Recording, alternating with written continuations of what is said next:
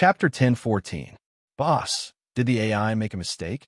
These ancient sword rank swordbearers could barely kill a dozen minor sorcerers. How could they kill thousands of minor sorcerers?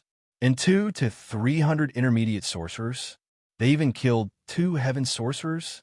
This is impossible. This is impossible.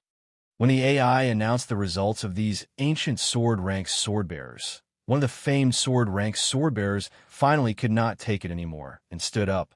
This was also a signal. Following this famed sword rank swordbearers, more and more famed sword rank swordbearers stood up to support this famed sword rank swordbearers.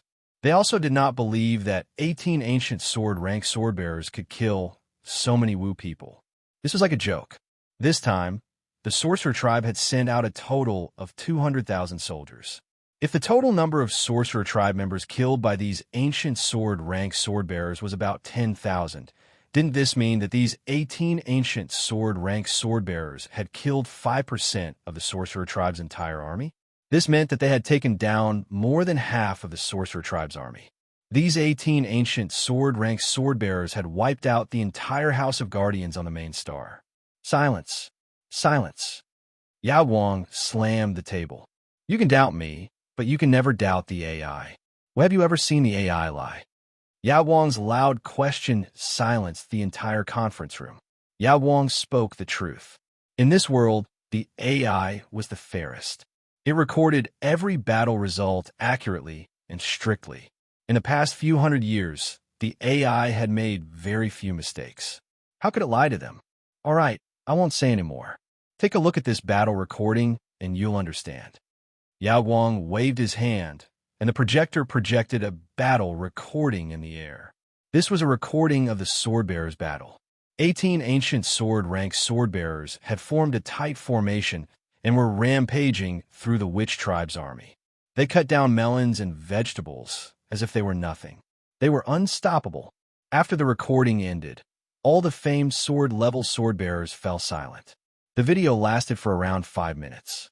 In those 5 minutes, all the famed sword rank swordbearers had witnessed how an army of around 500 sorcerer tribe soldiers had been completely annihilated by these 18 ancient sword rank swordbearers. What was even more terrifying was that not a single one of the 18 swordbearers had been injured. These ancient sword wielders are all sword masters. A famed sword rank swordsman covered his mouth in shock. At this time, most of the famed sword rank swordsmen realized that the ones fighting at the outermost edge of the formation were not the sword ladies, but the ancient sword rank swordsmen wielding their own sword ladies. Oh my God, since when did sword masters become so worthless? There were 18 sword masters here. What the F***CK? One of the famed sword-wielding swordsmen did not even know what to say. He had never seen more than 18 sword masters in his life, and he had never thought that he would see 18 sword masters working together to fight. Yi Fan, what do you think of these ancient sword rank swordsmen? Are they really sword masters? A swordsman nudged another swordsman next to him. As this person asked this question, everyone's eyes focused on this swordsman called Yi Fan. This was because Yi Fan was one of the few sword masters in the entire Shanhai Pass. Other than Yao Guang, Yi Fan was the only sword master in the Taiyin garrison. These famed sword-level swordsmen naturally did not dare to ask Yao Guang how he felt. They could only ask Yi Fan, who was next to them. Not bad. Their swordsmanship is probably better than mine. Yi Fan said after watching for a while. Sigh, brother Yi Fan, you are too humble. Hearing Yi Fan say this, the other famed sword-level swordsman began to praise Yi Fan for his humility. That's right. How could these ancient sword-level swordsmen compare to yours? Don't belittle yourself. Only Yi Fan knew that he was lying. His swordsmanship was only below average among the 18 ancient sword-level swordsmen. At least 10 of them had better swordsmanship than him. This discovery made Yi Fan feel extremely sad. His swordsmanship had gone down the drain. He could not even compare to an ancient sword-level swordsman. If Yi Fan knew that these ancient sword-level swordsmen had only practiced swordsmanship for less than 30 days, Yi Fan would probably be so angry that he would hang himself. At the same time, A few sharp-eyed famed sword-level swordsmen noticed that the 18 ancient sword-level swordsmen would occasionally return to the center of the formation to rest. When they returned, they would often receive a small bottle of potion from the sword lady who was in charge of commanding them. After drinking the potion, the ancient sword-level swordsmen, who had been extremely tired before, became lively again in just a minute or two. Their stamina quickly returned to their bodies. Clearly, these swordsmen relied on these potions to quickly recover their stamina. This was very tempting. All the ancient sword-level swordsmen knew that being able to quickly recover their stamina in battle was a huge advantage. Even if they were running away, they would be able to last longer. As a result, many of the famed sword-level swordsmen turned their attention to these potions. They planned to find these ancient sword-level swordsmen after the conference was over and think of a way to get a few of these precious potions from them. Now, does anyone have any objections? Do you think that the achievements of these 18 brothers are fake? Yao Guang asked everyone once again. However, it was different from the previous time when the crowd was agitated. This time, everyone was silent. If these ancient sword-level swordsmen really had the terrifying combat power shown in the recordings, then this kind of achievement could be explained. All right, then I will now. Just as Yao Guang was about to give out the rewards to these ancient sword-level swordsmen, a famed sword-level swordsman suddenly stood up and cupped his fists at Yao Guang. Master Yao Guang, I have a presumptuous request. I hope Master Yao Guang can grant it. So it's Brother Yi Fan.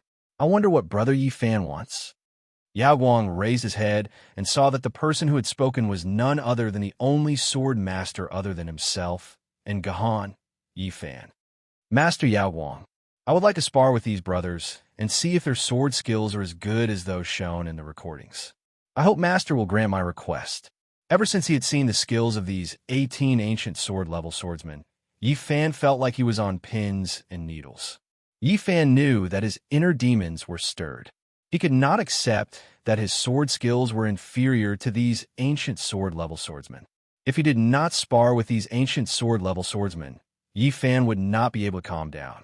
This would be terrible for Yi Fan's future. Yi Fan, are you crazy? What do you think this is? How can you make such a ridiculous request? Sit back down, Yao Guang shouted. There was no way Yao Guang would allow this meeting to turn into a duel for no reason. Sigh, since Comrade Yi Fan has made such a request, let's not reject him. Let's spar and see if my subordinates are worthy of their reputation. Gahan, who was sitting beside Yao Guang, suddenly spoke up. It was only then that the other sword-level sword-bearers realized that these 18 ancient sword-level sword-bearers were Gahan's subordinates. If these 18 ancient sword-level sword-bearers were really Gahan's subordinates, then as their master, Gahan, how terrifying would he be? Thinking of this, everyone could not help but feel a chill run down their spines. All right, seeing that Gahan had agreed, Yao Guang did not object. After all, in less than 10 minutes, the master of Tyne Star Garrison would no longer be Yao Guang, but Gahan. Gahan would be the future master of this place. Then let's go out and get ready. Just as Yao Guang was about to let everyone go out and fight, Gahan interrupted Yao Guang. Gahan shook his head and said, "Why go out and make it so troublesome? I think it's enough to compete in this conference room."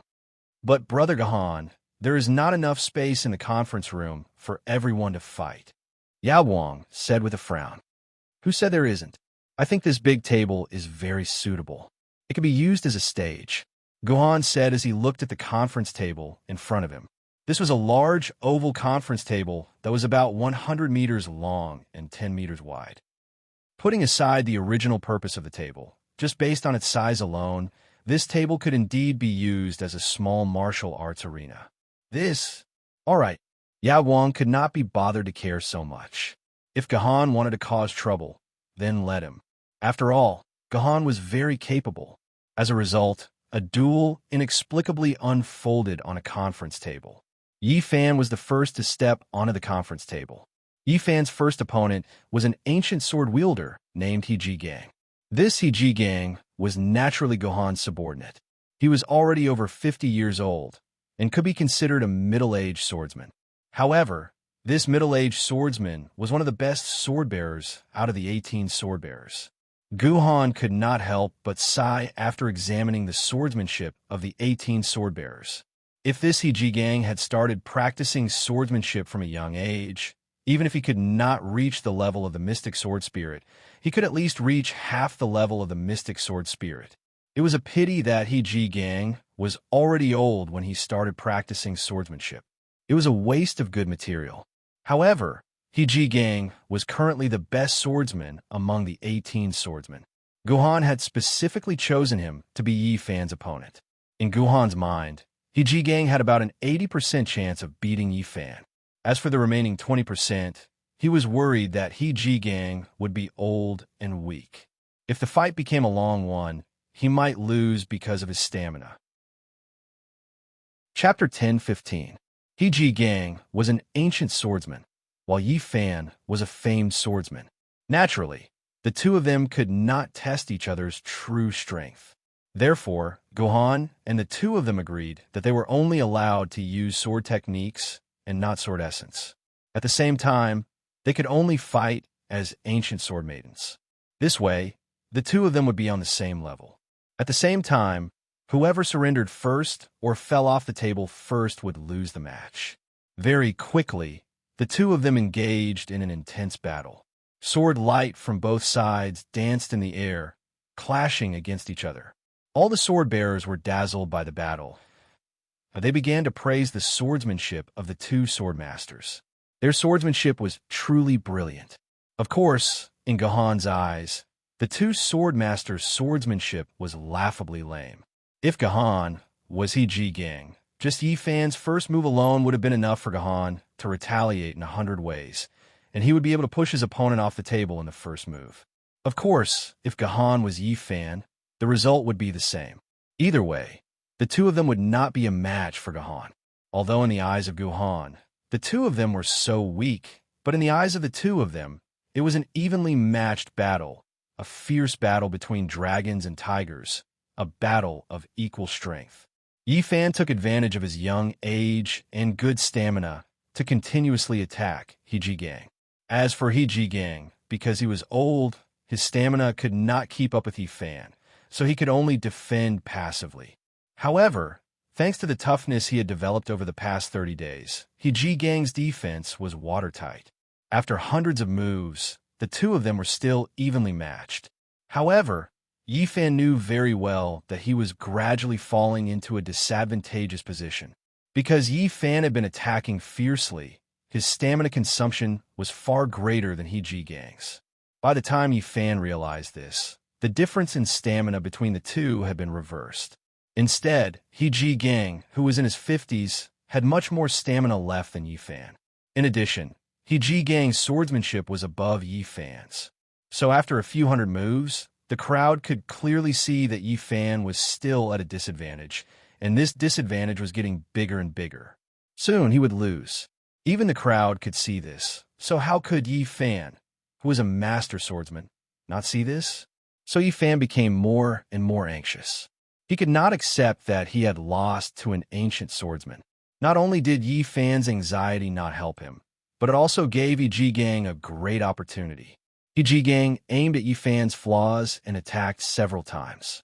He successfully broke through Yi Fan's defense and left 3 to 4 deep wounds on Yi Fan's body. Yi Fan's blood and stamina were constantly flowing out. At the same time, according to the rules, if Yi Fan's body lost too much blood, the highest AI, which was monitoring the condition of both sides, had the right to declare Yi Fan's defeat. No, I can't lose to an ancient swordsman. Yi Fan's heart was burning, and because of the loss of blood, Yi Fan's consciousness was gradually blurring, and his rationality was weakening. As a result, the evil in Yi Fan's heart gradually gained the upper hand, causing his actions to break away from his rational control. He casually slashed out with a sword aura.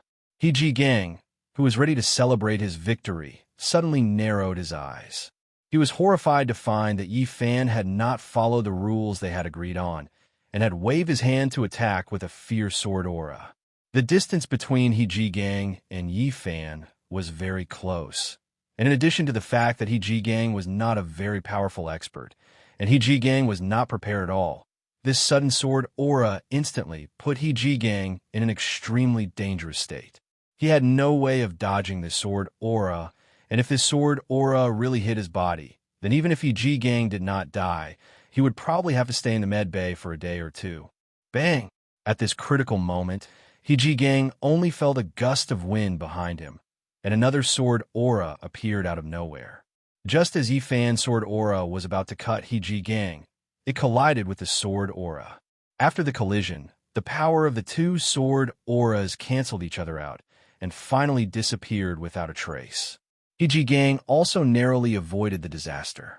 On the other side, Gohan gently put down his right hand and retracted his index finger. Clearly, this sword aura was used by Gohan at a critical moment. Only Gohan could let his sword aura reach He Ji-gang first and help him block this fatal attack. Yi Fan, what are you doing? Do you not even want your face anymore? Yao Wang stood up and roared angrily. Not only did this Yi Fan violate the rules of the duel, he even wanted to harm his comrade's life. This was absolutely intolerable, and he must be punished severely. I can't lose. I won't lose. However, Yi Fan did not care about Yao Wang's words. On the contrary, he became even more deranged and waved the sword lady in his hand in a frenzy. One after another, sword auras flew towards He Ji-gang. If all the sword auras hit him, He Ji-gang would not even need to enter the medical bay. He could just wait for death. Oh no, Yi Fan has already gone mad. Gohan had very sharp eyes. He could tell at a glance that Yi Fan had entered a state of madness due to the deep obsession in his heart. At this time, Yi Fan could not be persuaded with just a few words. He had to beat him into submission. I'll suppress him, Yao Wang immediately said. The only people who could suppress Yi Fan were him and Gohan. Just now, Gohan had already saved He Ji-gang. How could he let Gohan do it again? No need. I have a good idea. Gohan smiled and shook his head. He then said to the remaining 17 subordinates who were watching the duel foolishly, "What are you guys still standing there for? Hurry up and help your comrade take down this crazy guy." Yes. When the 17 people heard Gohan's order, they immediately jumped onto the meeting table without hesitation. They quickly formed the Tai Chi Yin Yang formation with He Ji-gang and surrounded He Ji-gang with the strength of 18 people. The Tai Chi Yin Yang formation was not ordinary. It could be divided into two modes, external and internal. External, the 18 people's strength would be spread out to deal with thousands of enemies. Internal, the 18 people's strength could be concentrated to attack a single person at the same time. Although the sword chi that Yi Fan continuously shot out was very powerful, it was not something that an ordinary ancient sword wielder could defend against. But with the combined strength of 18 ancient sword wielder, it did not pose much of a threat. However, Yi Fan's continuous shooting of sword chi had greatly depleted the sword chi in his body. After a few minutes, the frequency of the sword chi was no longer as high as before. Don't waste any more time. Start attacking. Gohan, who was outside the formation, said calmly. His 18 subordinates looked at each other and simultaneously stabbed their sword mothers at 18 vital points on Yi Fan's body. Yi Fan did not know what to do. He could defend the top 3, but he could not defend the bottom 3, and he could defend the bottom 3, but he could not defend the right 3. Very quickly, Yi Fan's vitals were blocked by 18 sword maidens at the same time. At the same time, they knocked the sword maidens out of his hands. If he dared to struggle, the sword maidens would directly pierce his body. Even though Yi Fan's cultivation had gone berserk, he vaguely understood that if he moved recklessly, only death awaited him. I've lost. Yi Fan gritted his teeth as he said this. His blood-red eyes instantly withered, and then his eyeballs rolled back into his head as he fainted. Take him away. I'll deal with him later. Yao Wang cursed angrily. He immediately had the attendants help the fainted Yi Fan into a room to rest. The entire meeting room was once again quiet. However, the conference table that was used as the arena was riddled with holes and was on the verge of collapse. The table was covered with various sword marks left by the rampaging sword chi. Rather than calling it a conference table, it would be more appropriate to call it an ingenious tree carving. Everyone looked helplessly at the conference table that was too horrible to look at. They did not know how to proceed with the meeting. Boss Yao Guang, I don't think this table can be used anymore. Why don't we end the meeting here for today? We can continue the meeting after we get a new table. A sword bearer sitting near Yao Guang suggested. The other sword bearers nodded in agreement. Even Yao Guang appeared to be very moved. Indeed, the meeting could not continue in this state. They were not interested in attending Gohan's succession ceremony anyway. Here it comes. Gohan's heart lit up. He immediately stared at the sword bearer who made the suggestion. Gohan's eyes were so sharp that the sword bearer could not help but lower his head to avoid Gohan's gaze. So why was Gohan staring at this sword bearer? The reason was very simple. Just now, Gohan had deliberately let the battle unfold on the conference table in order to use this situation to lure the human traitor out. Gohan already knew that the traitor's goal was to delay Gohan's succession as the guardian of the lunar star. Therefore, Gohan thought that instead of waiting for the traitor to make a move, it would be better to create an opportunity for the traitor to make a move himself. Therefore, Gohan deliberately let the battle unfold on the conference table. When Yi Fan's chi deviation happened, he also deliberately did not let Yao Guang directly suppress it. Instead, he let the 18 ancient sword rank sword bearers fight it out. His goal was to damage the conference table as much as possible, so that the traitor would suggest delaying the succession ceremony because of the damage to the conference table. So, this sword bearer in front of him who suggested that the meeting be suspended was a human traitor? Gohan stared at this sword bearer and thought to himself. Chapter 10:16. What's your name? Gohan raised his head and looked at the swordsman who was the first to ask for a temporary adjournment. I'm Zhou Zijian. I don't know why Master Gohan called for me. Zhou Zijian was shocked by Gohan's gaze. He even stuttered when he spoke, as if he was afraid that Gohan would jump up and eat him. Nothing much, I was just asking. Gohan snickered and didn't say anything else. This Zhou Zijian only asked to postpone the ceremony. In fact, there was no hint of a traitor. Gohan could not do anything to this Zhou Zijian at this time. He would wait and see. You said you wanted to postpone this meeting. Why is that? Gohan asked again. Of course, it's because this conference table has been ruined by the battle just now. It's not suitable for the meeting to continue. It's more suitable to start after a new conference table is replaced. This Zhou Zijian stuttered. For some reason, talking to Gohan always made Zhou Zijian feel like he had lost all his confidence. What a joke. Is there any rule in this world that states that a conference table must be used for a meeting? Gohan looked at this guy with disdain. Could it be that the ancestors of the modern age, the Middle Age, and the Ancient Age all used such a huge conference table when they held a meeting? The others were speechless by Gohan's question. A meeting needed a mouth and a brain. The biggest use of a conference table was to put tea. To be honest, a meeting had nothing to do with a conference table. It could still be held without a conference table. But this conference table that's riddled with holes is really an eyesore here. Why don't we just remove this conference table? As Gohan spoke, the bureau chief slammed the conference table hard. The 100-meter-long conference table, which was riddled with holes but still remained intact, actually turned into a sand sculpture under the force of Gohan's slap. It fell to the ground and became a pile of wood powder. The entire conference table instantly disappeared without a trace. Okay, now that this conference table is gone, doesn't the relationship between everyone become closer? This slap from Gohan shocked all the swordsmen present. Although they also had the ability to slap things into dust, they could at most slap a fist-sized piece of wood into dust. Wanting them to slap a 100-meter-long and 10-meter-wide conference table into dust with one slap. Not to mention that they couldn't do it, they didn't even dare to think about it. This slap from Gohan was too terrifying. Is this guy really human? I'm afraid even if Kinzu and Jatian were alive, they wouldn't be able to do this. All the famed level sword bearers instantly fell silent. Not a single one of them, including Zhou Zijian, dared to say anything. They could only watch Guhan continue his performance.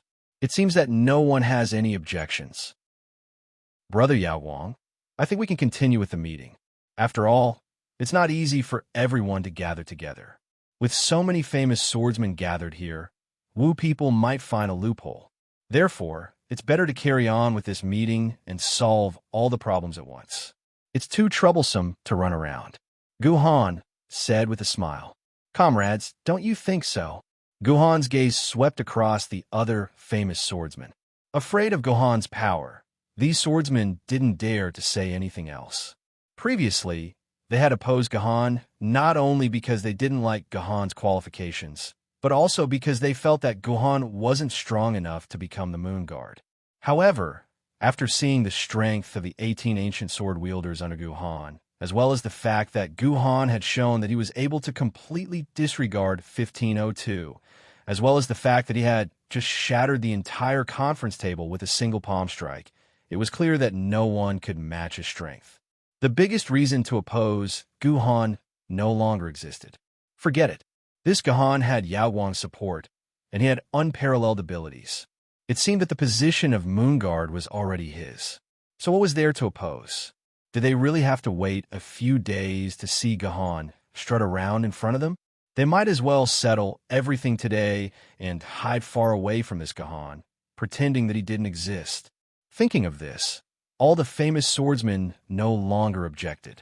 They all expressed that defending against Wu people was more important. It was better to end the meeting as soon as possible. If that's the case, let's continue the meeting. Yao Wang smiled bitterly. Clearly, Yao Wang didn't want to see the meeting turn out like this. At the same time, Yao Wang was very curious. Why did Guhan, who is usually very calm, seem so strong today? It was as if he had to get the position under Yao Wang's, but this was not the Guhan he knew. Although he couldn't understand this, Yao Wang could only continue the meeting. Then, Yao Wang cleared his throat and said, "These 18 ancient sword rank comrades have made great contributions. Even I, Yao Wang, feel that I am inferior to them. Invite these 18 ancient sword rank comrades to come to my side. I would like to propose a toast to these 18 comrades." As soon as Yao Wang finished speaking, a long line of maids entered the room, carrying cups filled with wine.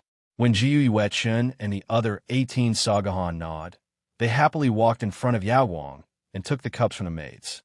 Because the meeting table had been destroyed, a large space had been vacated. These 18 people could comfortably stand in front of Yao Wang, and it didn't feel crowded at all. Everyone drank the wine in their cups, and then Yao Wang introduced the 18 ancient sword-ranked sword-bearers to them. After that, they followed the maids out of the room. After all, this was a meeting for the famed sword-ranked sword-bearers. Before they became famed sword-ranked sword-bearers, they did not have the right to be here. I believe that everyone has realized that there is still one brother who has not received his reward. That is Comrade Guhan, who is sitting next to me. It's not that I, Yao Wang, am stingy. The reason why I left Comrade Guhan's reward until the end is because Comrade Guhan's reward is too important. It needs to be presented at the end. Now, let's announce Comrade Guhan's reward. Yes, the electronic voice of the highest AI sounded in the meeting room again. Famed sword-ranked sword-bearer Guhan has killed 271 junior sorcerers, 563 intermediate sorcerers, 89 heaven sorcerers, and 3 grand sorcerers in battle 7 days ago. He has received a total of 91,480,100 renminbi, 914,8010 hero coins, and 914,801 merit points. You didn't have to describe how shocked all the famed sword-ranked sword-bearers were. Their minds had almost gone blank. Only now did they understand why Yao Wang would give the position of Guardian of the Lunar Star to Guhan. Yao Wang had not officially admitted that the 4 grand sorcerers had been killed by Yao Wang himself. It seemed that 3 of the 4 grand sorcerers had been killed by Guhan. For every grand sorcerer killed by the Wu people, he would receive 30 million renminbi, 3 million hero coins, and 300,000 merit points. In history, as long as one could kill 2 Wu people's grand sorcerers, the merit points would be more than enough to exchange for the position of Guardian of the Lunar Star. Everyone had nothing to say about the fact that a famed sword-rank swordbearer, who could kill a grand sorcerer with his own hands, had taken over the position of guardian of the lunar star.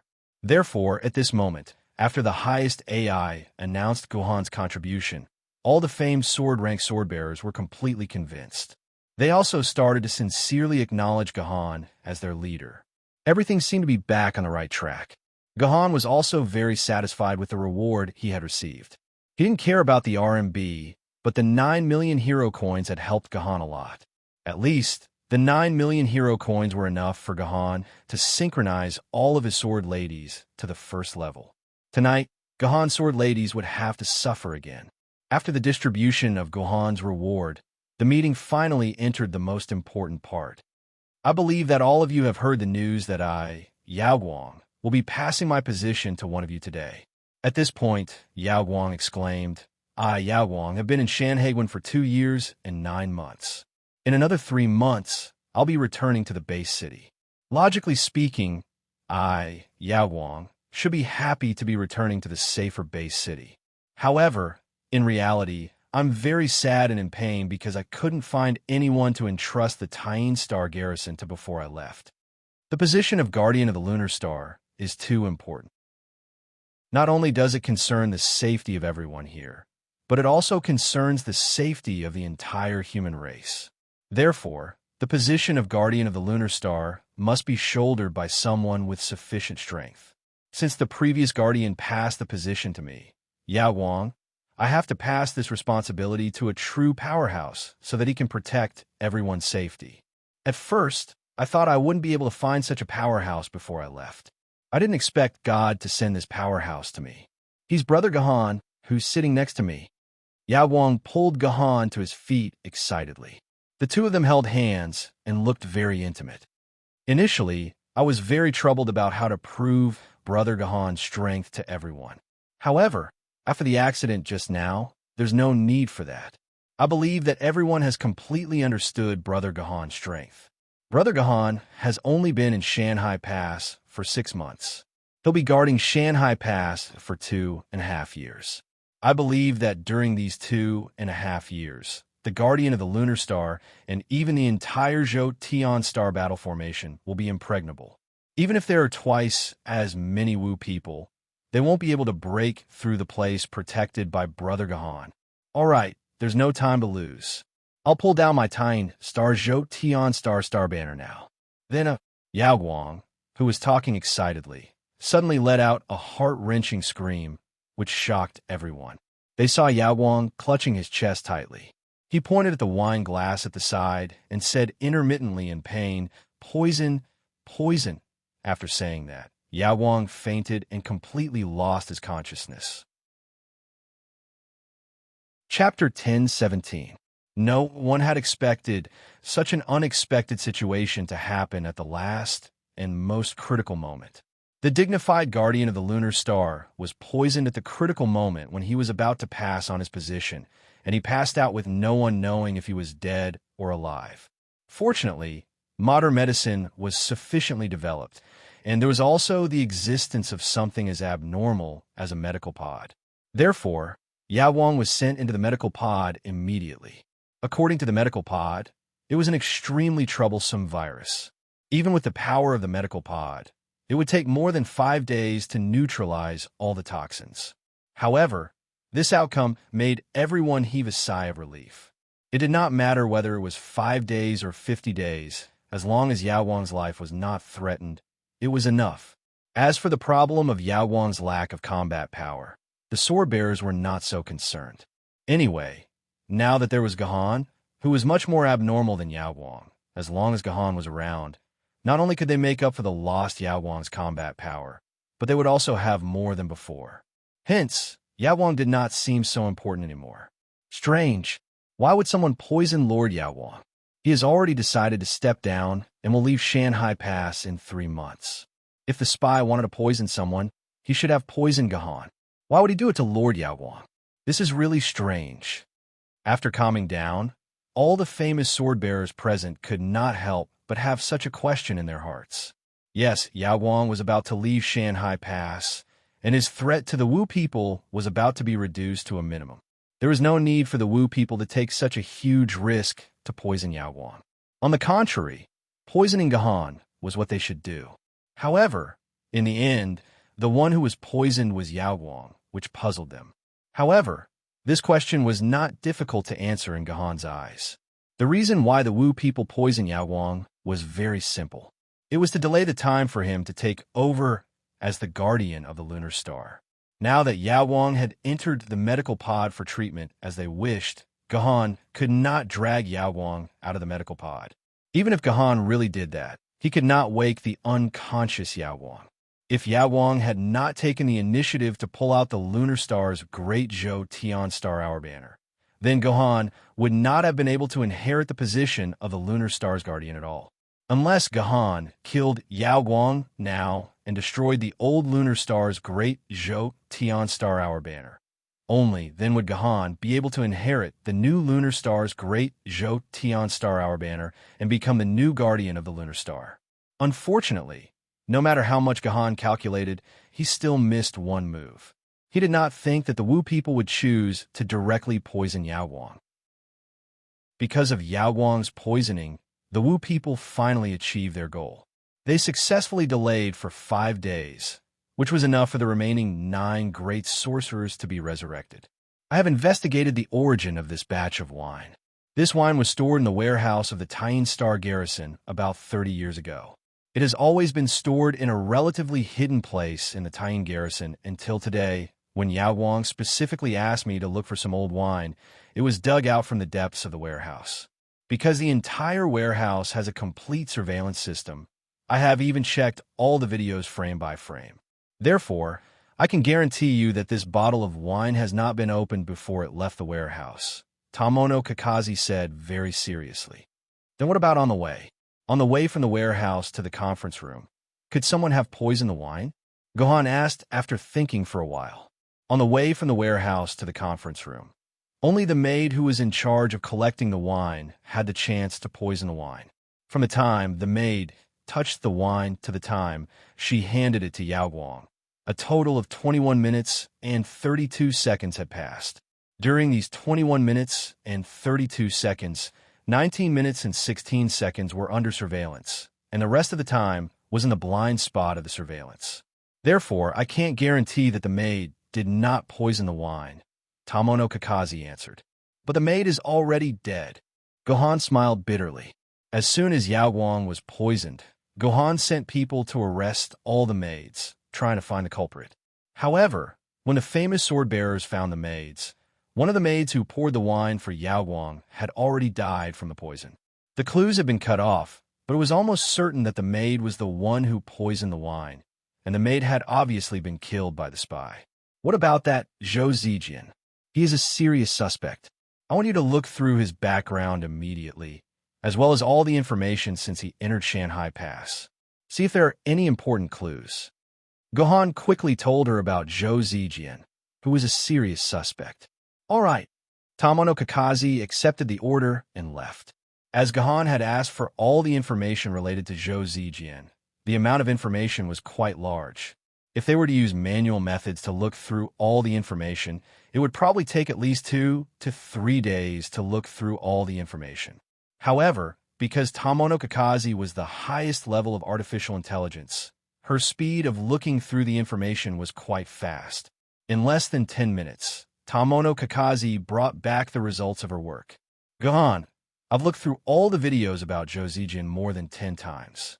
I've looked through almost all the videos since Zhou Zijian entered Shanghai Pass for 1.5 years.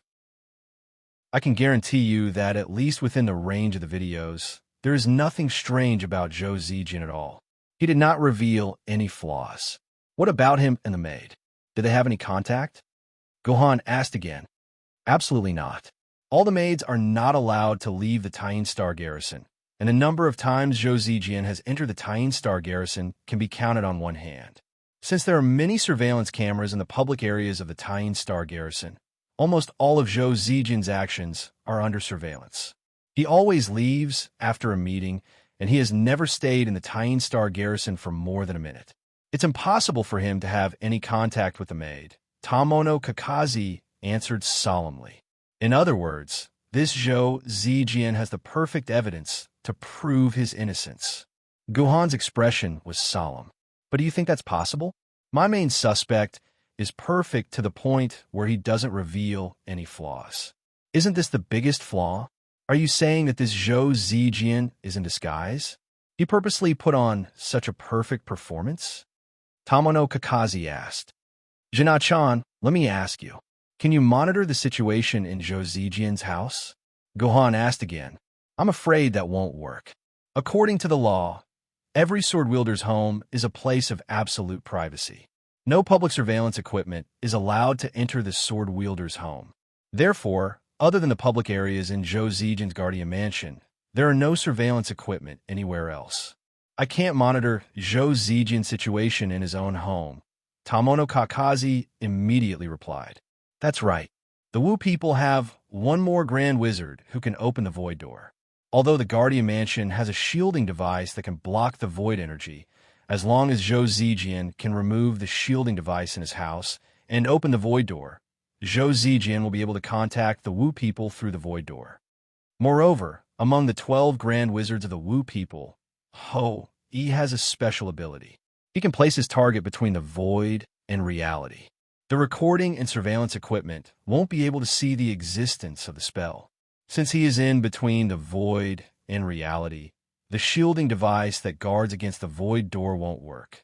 At the same time, since Zhou Zijian is a human, the shielding device against the Wu people won't work. After the two are combined, the defense measures that the humans use to prevent the Wu people from sneaking into the central area will be rendered useless. Zhou Zijian can use this to hide from all the surveillance equipment and secretly contact the maidservants. Passing on their plan to the maidservants, Guhan said gloomily. Then everything makes sense. It seems like the spy is Zhou Zijian. Tamono Kakazi was a little emotional. Anyway, Guhan has temporarily taken over the position of the Lunar Star Guardian. You can order Zhou Zijian to be arrested now. We have ways to make him tell the truth. No, there's no hurry to arrest him. Gohan shook his head. His goal has been achieved. Arresting him now won't help. Besides, I don't think you'll be able to get the truth out of him. It's better to keep him and monitor him strictly. In 3 days, all the Grand Wizards will be resurrected, but we don't know what the Grand Wizard's goal is. Keeping this traitor might be useful when the time comes. A spy has always been a double-edged sword. When he's not exposed, he's our deadliest threat. Once he's exposed, he'll be our best dagger to attack the enemy. Hearing Gohan's words, Tamono Kakazi was silent for a while. Then, she said with some fear, You humans are really scary. You can actually calculate so many things. There's nothing we can do. This is the way we humans survive, and it's also the way we humans die. Gohan sighed. No matter what, the Wu people will definitely launch another attack on humans in 3 days.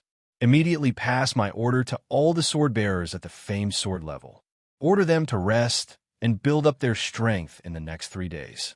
At the same time, be on guard around them. All the food and drinks must be strictly tested. Make sure that no more people are killed because of poisoning. It's best for them to only use the food stored in their dimensional pockets. They're not allowed to eat the food prepared by the Guardian Mansion. I'm afraid that the food might also be poisoned. Then, Gohan listed dozens of different precautions. He defended almost all the areas where the Wu people could launch a sneak attack. Then, he asked Tamono Kakazi to organize the precautions into detailed rules and distribute them to all the sword bearers through her personal terminal. Then, he sent a request for help to the Shanghai Pass Management Committee, hoping that they could replenish all the sword bearers that were lost in the previous battle within 3 days. They also wanted to prepare at least a few thousand sword bearers. These sword bearers would not fuse with the Zhou Tian Star's Hour streamers for the time being. When the sword bearers were killed in the battle, they would be ordered to fuse with the Zhou Tian Star's Hour streamers. This way, they could quickly fill up the gaps in the defense and maintain the battle line at full strength. Unfortunately, this request was completely ignored by the Shanghai Pass Management Committee. It was not that the Shanghai Pass Management Committee did not take Gohan's request seriously. It was because they had carried out 3 rounds of conscription within the short span of 6 months. The number of sword bearers that could be conscripted had been greatly reduced. If another few thousand people were sent to Shanhai Pass, they might not even be able to guarantee the daily defense of the base cities. For the sake of their own safety, the base cities could not send sword bearers into the bottomless pit that was Shanhai Pass anymore. In conclusion, Gahan had done everything he could. 3 days later, Gahan would have to face the greatest test in the history of Shanhai Pass. Chapter 10:18. In these 3 days, Gahan did not just wait for the Wu people to attack him. On the contrary, Gahan made a surprising decision. He selected 360 of the most talented ancient sword bearers and sent them to the Shi Sing garrison for 3 days of special training. The Black Tortoise Imperial Star Garrison had 7 main star areas. The Baihu Imperial Star Garrison had 7 main star areas, and the Sky City Imperial Star Garrison had 3 main star areas. Out of the 6 main star areas in the Ziwei Imperial Star Garrison, 3 belonged to the Taiyin Star Garrison. This way, each main star area could be allocated 18 ancient sword bearers to form the Tai Chi Yin Yang formation. It was a powerful addition to the other star areas. Although the guardians of each planet did not care about this, and they had already seen how powerful the Tai Chi Yin Yang formation formed by the 18 ancient sword-rank swordbearers that Guhan had trained. The problem was that Guhan's 18 ancient sword-rank swordbearers had trained for a full 6 months. They did not know that Guhan had not started training these ancient sword-rank swordbearers for the first 3 months. According to Guhan's words, the shamans would launch another attack in 3 to 5 days. What kind of effect could they have in a short 3 to 5 days? However, it was not a big deal to send 18 ancient sword-grade swordbearers to train with him. There was no need for them to go against him, even though he had not officially taken over the position of Guardian of the Lunar Star, but he had already begun to exercise his authority as the Guardian of the Lunar Star. Therefore, they sent their respective ancient sword-grade swordbearers to Guhan. Then, these 360 ancient sword-grade swordbearers spent the most terrifying and unforgettable 3 days of their lives. By the time people started to get interested in what happened in these 3 days, there were less than 100 of these 360 ancient sword-bearers still alive. However, these 100 people were very tight-lipped about what happened in these 3 days. No matter how many people asked, they were not willing to tell others what happened in these 3 days. Only one ancient sword-bearer said to his descendants before he died, "It was hell, the hell of hell." In any case, when the 3 days were over, the ancient sword-bearers returned to their respective home planets, as if they had been reborn. Ordinary people could feel the murderous aura emanating from them, even from a dozen meters away. What happened later proved that although the 18 ancient sword-bearers were not as strong as the original 18 ancient sword-bearers in the SH*T Planet Guardian Mansion, they were still far stronger than the 18 ordinary ancient sword-bearers. Their combat power was equivalent to the combat power of 3 famed sword-bearers. In the battles that followed, they accumulated a lot of battle achievements, and they became the treasures of each home planet's guardians. They were the strongest trump cards. 3 days passed in the blink of an eye. That morning, Gohan issued a strict order to all the famed sword-bearers, ordering them to be on guard in their respective areas. The Wu people could attack at any time. He also specifically asked Tomono Kakaze to pay attention to Zhou Zijin's movements. Most of the famed sword-bearers were disdainful of Gohan's order. This was because they felt that the Wu people would not attack again at this time. In the battle 9 days ago, the Wu people had lost a lot of their forces. More importantly, 9 Grand Wizards had died at the hands of Gahan and Liu Yunling. The Wu people's high-end forces had been severely damaged. Before the Grand Wizard was resurrected, the Wu people would definitely not attack the humans again. Even if the resurrection time of the Wu people's Grand Wizard had been accelerated for some special reason, it was impossible for it to be accelerated to the point of being resurrected in a short 9 days. Therefore, all the famed sword-bearers secretly thought that this temporary Sun-Moon Star Guardian must be out of his mind. Otherwise, he would not have given such a ridiculous order. However, since the order had been given, it was not good for them to disobey it. They only planned to fool around for a while and get over it.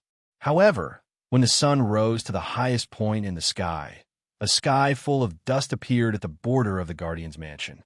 This cloud of dust was so huge that it had the effect of covering the entire sky. The visibility was reduced to the worst possible situation. This is the Samadhi storm. This is the Samadhi storm. The guardian of the virtual sun, Rat Guard Mansion, exclaimed in shock when he saw this. The divine Samadhi Tempest was the great wizard Feng Bo's ultimate skill. Because the divine Samadhi Tempest required a huge amount of energy to perform, and its attack power was not strong, its power lay in its ability to block the sight of humans and all sorts of electronic signals. Therefore, the great wizard Feng Bo rarely used this skill. He would only use it when a great battle broke out to cut off the electronic signals between the various guardian manors. The appearance of the Samadhi storm also meant that the Wu people had once again launched an attack on the humans. Oh my god, isn't Fengbo already dead? Why is the Samadhi storm still here? The sword bearers who discovered the Samadhi storm were about to cry. Could it be that they had received false information? That Fengbo is actually not dead? Quick, send a message to the Tying Star immediately. Tell them that Fengbo is not dead. I'm afraid the Wu people are going to launch an attack on one of the Guardian's mansions. The sword bearers of the Virtual Sun Rat Guard Mansion immediately wanted to report this situation to the Tying Star garrison. Although the Samadhi storm had the magical effect of blocking human communication, it was undoubtedly a fantasy for Fengbo to use this storm to cover the entire defense line. Even if he blocked the communication of the Guardian's mansion on the main planet, the storm would only last for about 10 minutes at most. Now, it seemed that the Samadhi storm had blocked the entire area of the Imperial Star garrison. This meant that the Samadhi storm could only last for a minute at most. If it covered the entire defense line, it would only last for 5 or 6 seconds at most. In a full-scale attack, the Samadhi storm would not have much effect. Therefore, Grand Wizard Fengbo rarely used the Samadhi storm, which would consume a lot of energy. However, in a surprise attack on a certain area, the Samadhi storm was often used. As long as the communication of the main planet garrison was blocked for 10 minutes, the main planet garrison would probably fall under the attack of the Wu people with all their strength. Then, the Wu people would be able to successfully open a gap in the human defense line and tear the entire defense line apart. This was one of the tactics that the Wu people had used hundreds of times. Now that the Wu people had suddenly used the Samadhi storm, it was obvious that the Wu people wanted to launch a surprise attack. The Virtual Sun Rat Guard Mansion that was blocked by the Samadhi storm was also the target of the Wu people's surprise attack. Thinking of the tragic outcome of the Wu people's surprise attack on the Guardian Mansion in all the battles since ancient times, the Sun Rat Guard of Emptiness immediately dialed his personal terminal desperately, trying to get in touch with the Tying Star garrison and get support from the Tying Star garrison. However, under the blockade of the Samadhi storm, the communication distance of this person's terminal had been reduced from dozens of kilometers to only a few hundred meters. He could not get in touch with the outside world at all. Only some sword bearers in the Virtual Sun Rat Guard Mansion could barely get in touch with him through his personal terminal because they were close enough. All sword bearers, immediately abandon your Guardian Mansion and move towards the Virtual Sun Rat Guard Mansion at full speed. Everyone, focus on defense. Don't get separated. At this critical moment, the Sun Rat Guard of Emptiness could only choose a less terrible answer from all the worst ones, which was to let all the sword bearers stick together and defend. Although they would most likely be wiped out if they stuck together, there was still a small chance that they could survive. This was the last resort. Based on past experience, the Sun Rat Guard of Emptiness thought that at least half of the sword bearers would die under the attacks of the Wu people. However, to his surprise, when all the sword bearers gathered at the Virtual Sun Rat Guard Mansion, the Sun Rat Guard of Emptiness counted the number of people and was shocked to find that 98% of the sword bearers had successfully arrived at the Virtual Sun Rat Guard Mansion. Only 7 or 8 ancient sword bearers were missing. However, according to the description of their companions, they should have gone missing after losing their way in the Samadhi storm. They did not die in the hands of the Wu people. This discovery shocked the Sun Rat Guard of Emptiness. This situation was not right. According to past experience, there should be a large number of Wu people attacking the virtual Sun Rat Guard mansion endlessly. Why didn't all the sword bearers encounter one or two Wu people on their way back? Sir, I have a discovery, but I don't know if I should say it. Just as the Sun Rat Guard of Emptiness was confused, one of the ancient sword bearers suddenly said, "What did you discover? Tell me." The Sun Rat Guard of Emptiness said hurriedly, "When I was retreating, I saw a dozen sorcerers flying through the sky at an extremely fast speed. At that time, I thought that I would definitely die at the hands of these sorcerers. However, these sorcerers did not seem to care about a sword wielder like me. Instead, they flew straight into the depths of the defensive line. I was lucky enough to escape, but I don't understand why they would let me go," the ancient sword wielder said. A dozen Wu people flew past our virtual Sun Rat Guard mansion at high speed. The Sun Rat Guard of Emptiness mumbled to himself, "The only Wu people who can fly in the sky are heaven witches and great witches. If it was just to cover a dozen heaven witches entering the defense line, there would be no need for great witch Fengbo to expend his own origin to use the Samadhi Divine Storm. It was clearly not a dozen heaven witches who flew past us. But if these dozen Wu people are not heaven witches, doesn't that mean these dozen Wu people are all?" Thinking up to this point, the Sun Rat of Emptiness suddenly panicked. It grabbed the ancient sword rank swordsman's collar and asked, "Quick, tell me, which direction did those flying sorcerer tribe members go?" I think, yes, I think they're flying in the direction of the Tying Star garrison," the ancient sword bearer replied after a long pause. "Oh my God, is their target boss Yao Wang?" The Sun Rat Guard of Emptiness's legs turned to jelly, and he almost knelt on the ground. Chapter 1019. Ha ha ha. That Ing Zheng is really cunning.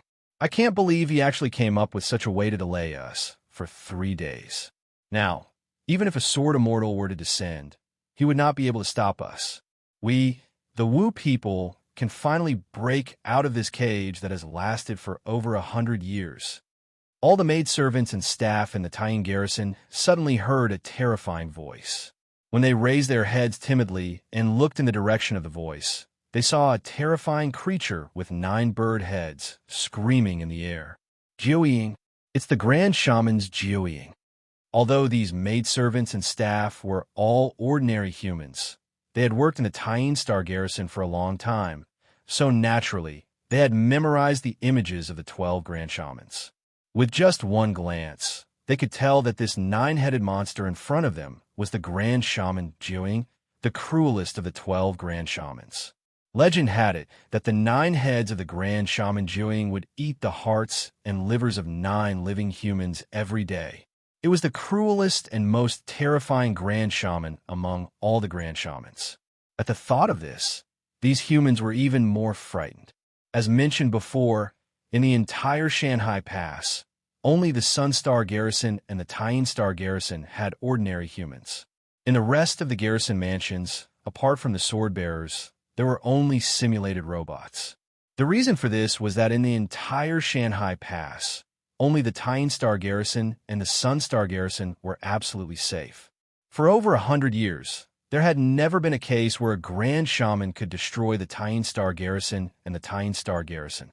This was because once either of the 2 garrison mansions was destroyed, it would mean the complete collapse of the Zhou Tian Star Battle Formation. Then, the Shanhai Pass would naturally be destroyed, and there would be no need for it to exist anymore. As the saying went, as long as the Zhou Tian Star Battle Formation existed, the Tying Garrison would never be destroyed. As long as the Zhou Tian Star Battle Formation existed, the Tying Garrison would never be destroyed. But now, the Grand Shaman Jiuying had appeared in front of the Tying Garrison. Could it be that today was the day that the Tying Garrison would be destroyed? The maidservants and staff were extremely anxious. If the Sunstar Garrison was here, the Tying Garrison would still have their backbone. But now, Yao Wang was still lying in the medical pod. The Tying Garrison had lost their backbone, and they only had these powerless, ordinary people. Don't worry, the Tying Garrison has its own dimensional defense system. as long as the dimensional defense system is the grand realm, and the spirit, the realm, and the realm with the realm, and the star, and the realm, with the shung. As long as the realm can last for an hour, we will be able to get support from the other sword bearers. These grand shamans will die here, and the new Sunstar garrison will definitely kill these grand shamans. The maidservant's words instantly helped the other humans regain some strength. That's right, the Taiyin garrison had the unique dimensional defense system in the entire Shanghai Pass. As the two most important guard mansions in the entire Shanghai Pass, the humans had put in a lot of effort to protect the Taiyin garrison and the Sunstar garrison. They were even given a set of the extremely precious dimensional wall protection system. These dimensional defense systems were all medium-sized dimensional defense systems with 100 million energy points. Even if 12 grand shamans attacked the dimensional defense systems at the same time, they would need to last for about 3 hours. The reason why the dimensional defense systems were installed was because they were afraid that something like this would happen. In other words, the Wu people would ignore all the defense lines and launch an all-out attack on the Taiyin Star garrison in an attempt to decapitate the Grand Shamans. As long as the dimensional defense systems were there, the Taiyin Star garrison would be able to last for 3 hours, even without the Sunstar garrison. These 3 hours would be enough for the other sword-bearers to react and surround the entire Taiyin Star garrison to decapitate the Grand Shamans who were trying to decapitate the Grand Shamans. If they tried to attack the Taiyin Star garrison without breaking through the outer defense lines, the Grand Shamans would definitely be greatly suppressed by the Zhou Tian Star battle formation, which could suppress about 70% of the Grand Shaman's combat power. Without 70% of their combat power, the 12 Grand Shamans would be digging their own graves when they were surrounded by countless sword-bearers. When the Great Heavenly Cycle Star Formation was first built, the Great Magi, who knew nothing and feared nothing, had tried to use the same tactic. Similarly, 12 Great Magi had grouped together to attack, but at that time, their target was the Guardian Mansion of the Sun. Needless to say, the result was obvious. The 12 Great Wizards were blocked by the dimensional barrier outside the Sun Guardian Mansion. They did not expect the humans to have set up such a trap. In just 20 minutes, they were surrounded by famed sword-level sword-bearers who came from all over the place as reinforcements. In the end, among the 12 Grand Shamans, only Jiufeng, who was the fastest, managed to escape with her life. The other 11 Grand Shamans all died here, and the entire Shanghai Pass was completely peaceful for 2 to 3 years. Since then, Wu people never tried to use such a suicidal tactic again. However, no one knew why Wu people would use such a tactic again today. Just as these ordinary people finally managed to muster up a bit of morale, the 9-headed snakelet in the sky also launched its own attack. Its 9 heads opened their mouths at the same time, shooting out various energy attacks of different colors, directly crashing into the interior of the Lunar Guardian residence. However, before the 9 different colored energy attacks could touch the Taiyin Star garrison, they collided with an invisible barrier and disappeared without a trace, without a single spark. Hooray! Hooray! Seeing this scene, all the ordinary people cheered. Obviously, this was the effect of the Taiyin garrison's dimensional defense wall, blocking the Jiuying's attack. It seemed that these people could save their own lives. This was, of course, something worth cheering for. F***CK. This dimensional defense wall still has so much energy. The 9 heads of the Jiuying muttered in dissatisfaction. Then, all 9 heads shouted behind them at the same time, "Hey, hurry up. If Guhan comes, it'll be fun." What did this Grand Shaman mean by that? Could it be that there are other Grand Shamans behind him? The people in the Taiyin garrison thought in fear. However, as the saying goes, what you fear will happen. As soon as the Jiuying finished speaking, 11 different monsters gradually revealed themselves in the sky. In just a few seconds, they surrounded the entire Taiyin Star garrison from all directions. F***CK. The 12 Grand Shamans are here. The ordinary people were scared out of their wits. Although a few smart people had already guessed that Wu people might still use the 12 Grand Shamans at the same time, they still could not accept it. However, when all of this really happened, they still expressed that they could not accept it. These 12 great sorcerers were really too terrifying. Everyone, don't panic. Our dimensional defense wall has a total of 100 million energy points. It can last for 3 hours. All you need to do is wait patiently for the sword bearers to rescue you. Everyone, don't panic. Seeing that many people were so scared that they peed their pants, the more rational humans immediately began to comfort their terrified companions. With the comfort of their companions, the humans who had wet their pants felt slightly safer. That's right. According to the design of the dimensional defense wall, it could last for 3 hours. What was there to be afraid of? All they needed to do was to quietly watch the show. They could just treat it as the Wu people setting off fireworks for them. You guys are too slow. Sister Jiofeng, I think you should give me the title of the fastest person. Seeing the other 11 grand shamans, Jiuying immediately said proudly, Jiuying, shut your mouth. Why do you have so much nonsense to say? Xingtian glared at Jiuying. Jiuying was so scared that she did not dare to say anything. Xingtian continued, everyone attack at the same time. Use your fastest speed to break this dimensional defense wall. Yes, the 12 grand shamans, including Jiuying, did not hesitate at all. They did not even delay for a second. Their most powerful attacks appeared in their hands. They then smashed towards the Tying Star garrison that was protected by the dimensional defense wall at lightning speed. Hold on. You must hold on. Watching the 12 great magi launching attacks at the Guardian Mansion at the same time, the human beings in the Guardian Mansion couldn't help but hug each other. While warming their companions with their own body heat, they silently prayed with their companions that the dimensional wall of the Guardian Mansion in Tying Star could hold on. The 12 attacks finally collided with the dimensional barrier. The collision of the two energies caused a violent light to erupt. This light was even brighter than the brightest flash bomb. If they hadn't closed their eyes in advance, perhaps they would have been blinded on the spot. When the bright light gradually dissipated, the humans opened their eyes abruptly. When they saw that the lake-like dimensional barrier above them was still intact, they immediately let out loud cheers. Humans are so noisy. I really want to eat them all, Jiuying said fiercely when she saw the humans cheering in the Tying Star garrison. All right, stop cheering.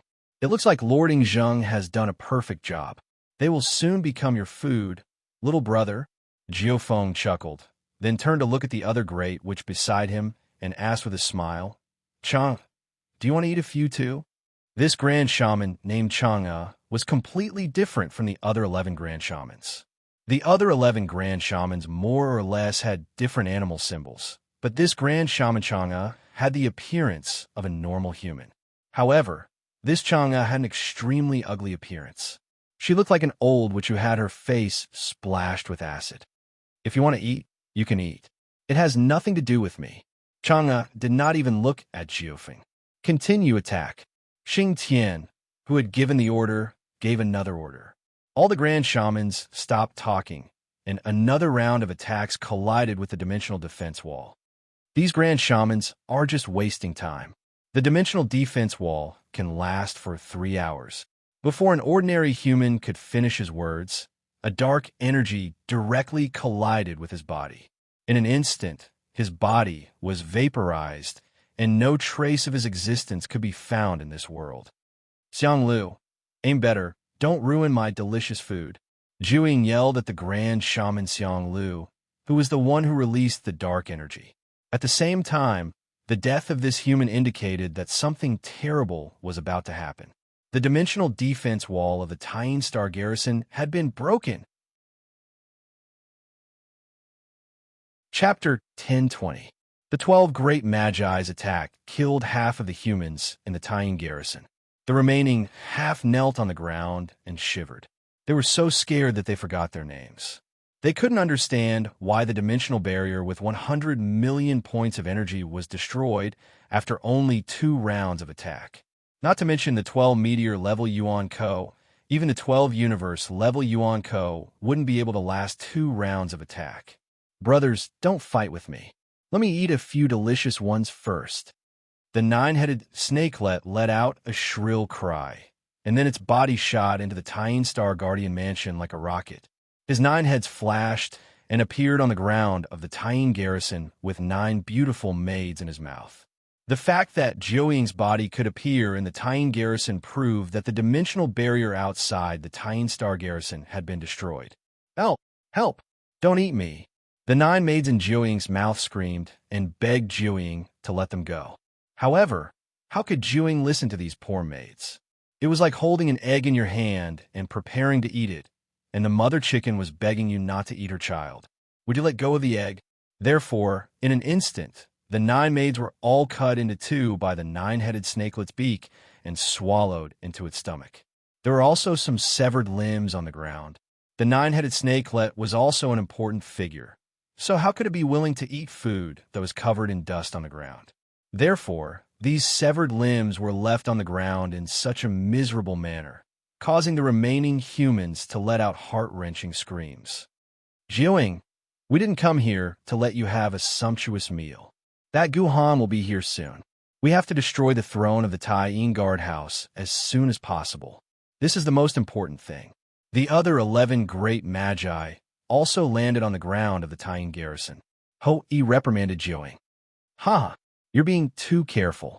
It's just an emperor-level expert. Without the obstruction of a lunar guardian and this broken dimensional barrier, we could destroy that emperor-level expert in one attack. Moreover, that Guhan will need at least 5 minutes to get here. What do we have to be afraid of?" Jiuying said with dissatisfaction. "Shut up. We have wasted 1 minute because of you." Jiufeng also reprimanded Jiuying. Being reprimanded by his sister, Jiuying could only shut his 9 mouths again. "The emperor is in the backyard. Let's destroy that emperor as soon as possible." Xingqian let out an earth-shattering roar. The rest of the great magi were encouraged by his roar and let out shrill screams. These screams seemed to contain the pain and unwillingness of being sealed for hundreds of years, as well as the excitement of being freed. "They didn't eat us?" The surviving maids saw the 12 terrifying great magi and walked towards the backyard. They didn't pay attention to them. After being stunned for a short while, they immediately struggled to get up from the ground. They used all their strength to escape from the Tyene Star garrison, which used to be safe, but was now extremely terrifying. "Hee, such delicious food. How can I let you go?" 9 heads flashed by again, and the survivors who had just escaped were once again caught in the Jiuying's mouth, becoming a delicacy for the Jiuying in a few bites. "Oh, you should bring some cumin when you go out. Although the food tastes good, it's a little fishy," Jiuying commented as he ate. At this point, all the humans in the Tyene garrison died, except for a few people who were hiding in a corner.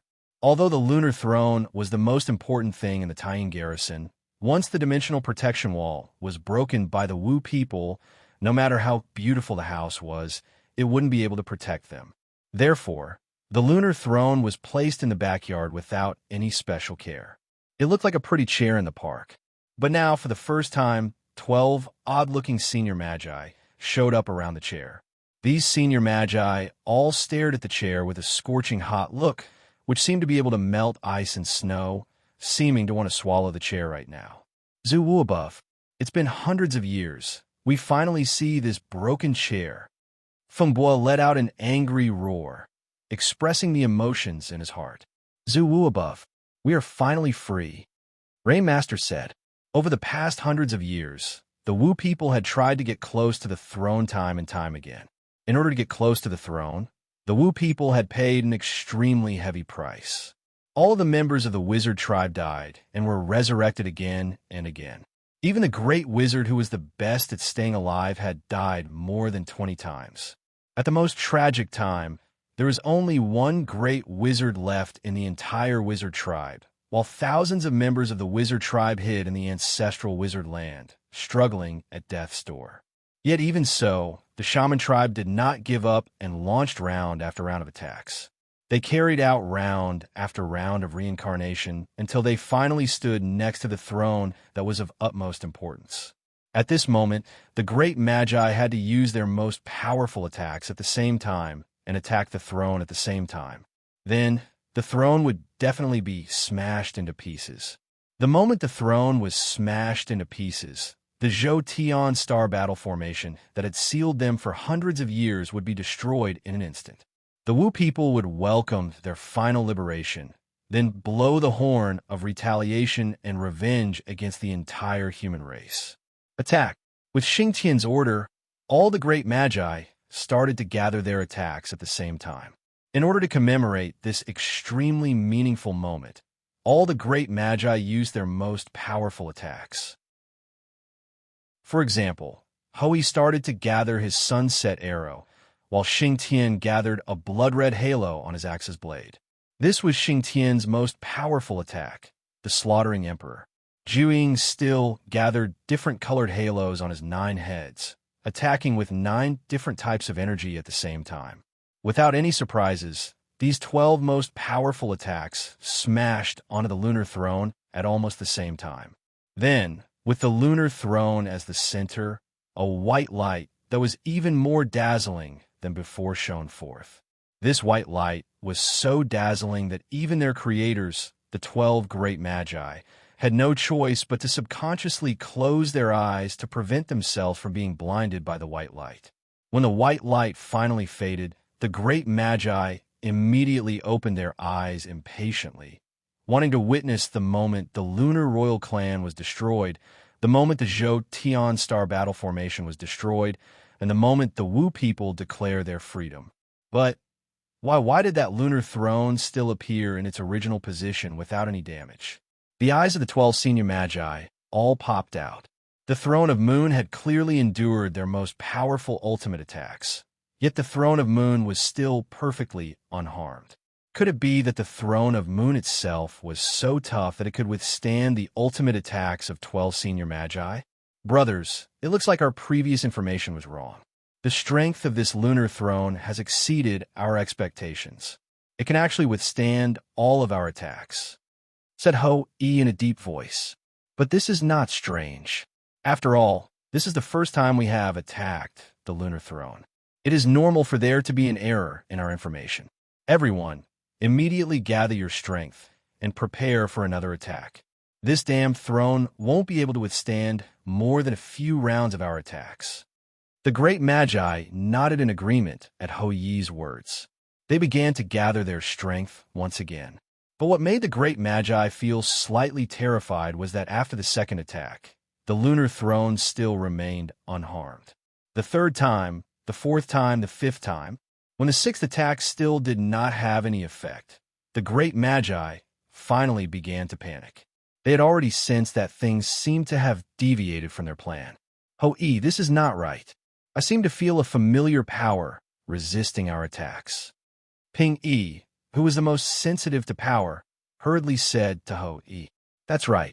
The feeling of those attacks just now was the same as when we first attacked the dimensional wall of the Taiyin garrison.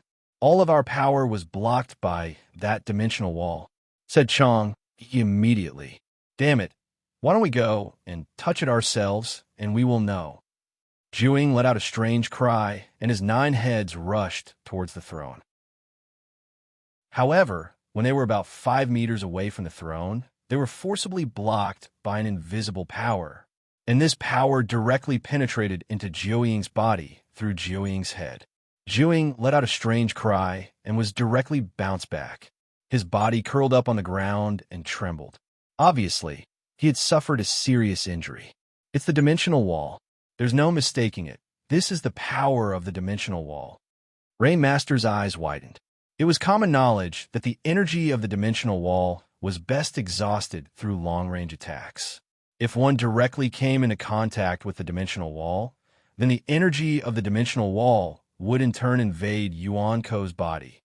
Although this power would not directly harm Yuan Ko's life, it could make Yuan Ko's body feel numb and intense pain.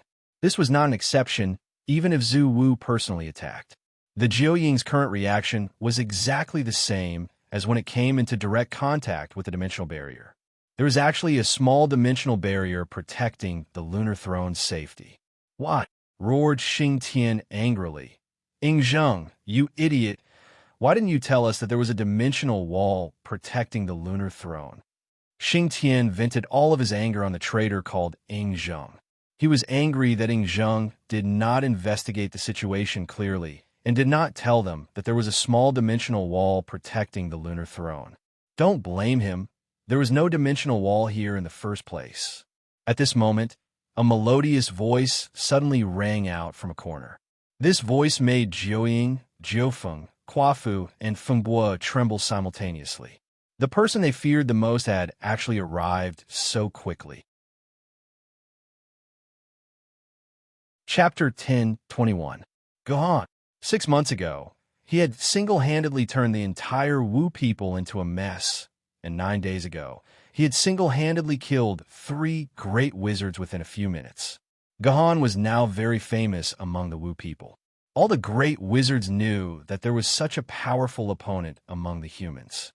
His ability was not inferior to the descendant of the bloodline, Liu Yinling. He was the biggest obstacle for the Wu people to break through the Zhou-Tian star battle formation this time.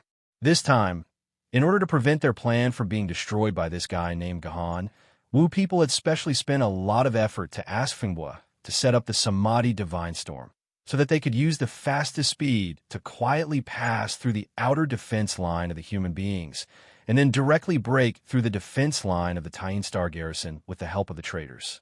When Wu people heard that Yao Guang was going to pass the position of the Taiyin Star garrison to Gahan, as a precaution, Wu people deliberately ordered their traders to sabotage the matter of Gahan taking over the position of the Taiyin Star garrison, so as to ensure that Gahan would not stay in the Taiyin Star garrison when the Wu people launched a sneak attack on the Taiyin Star garrison.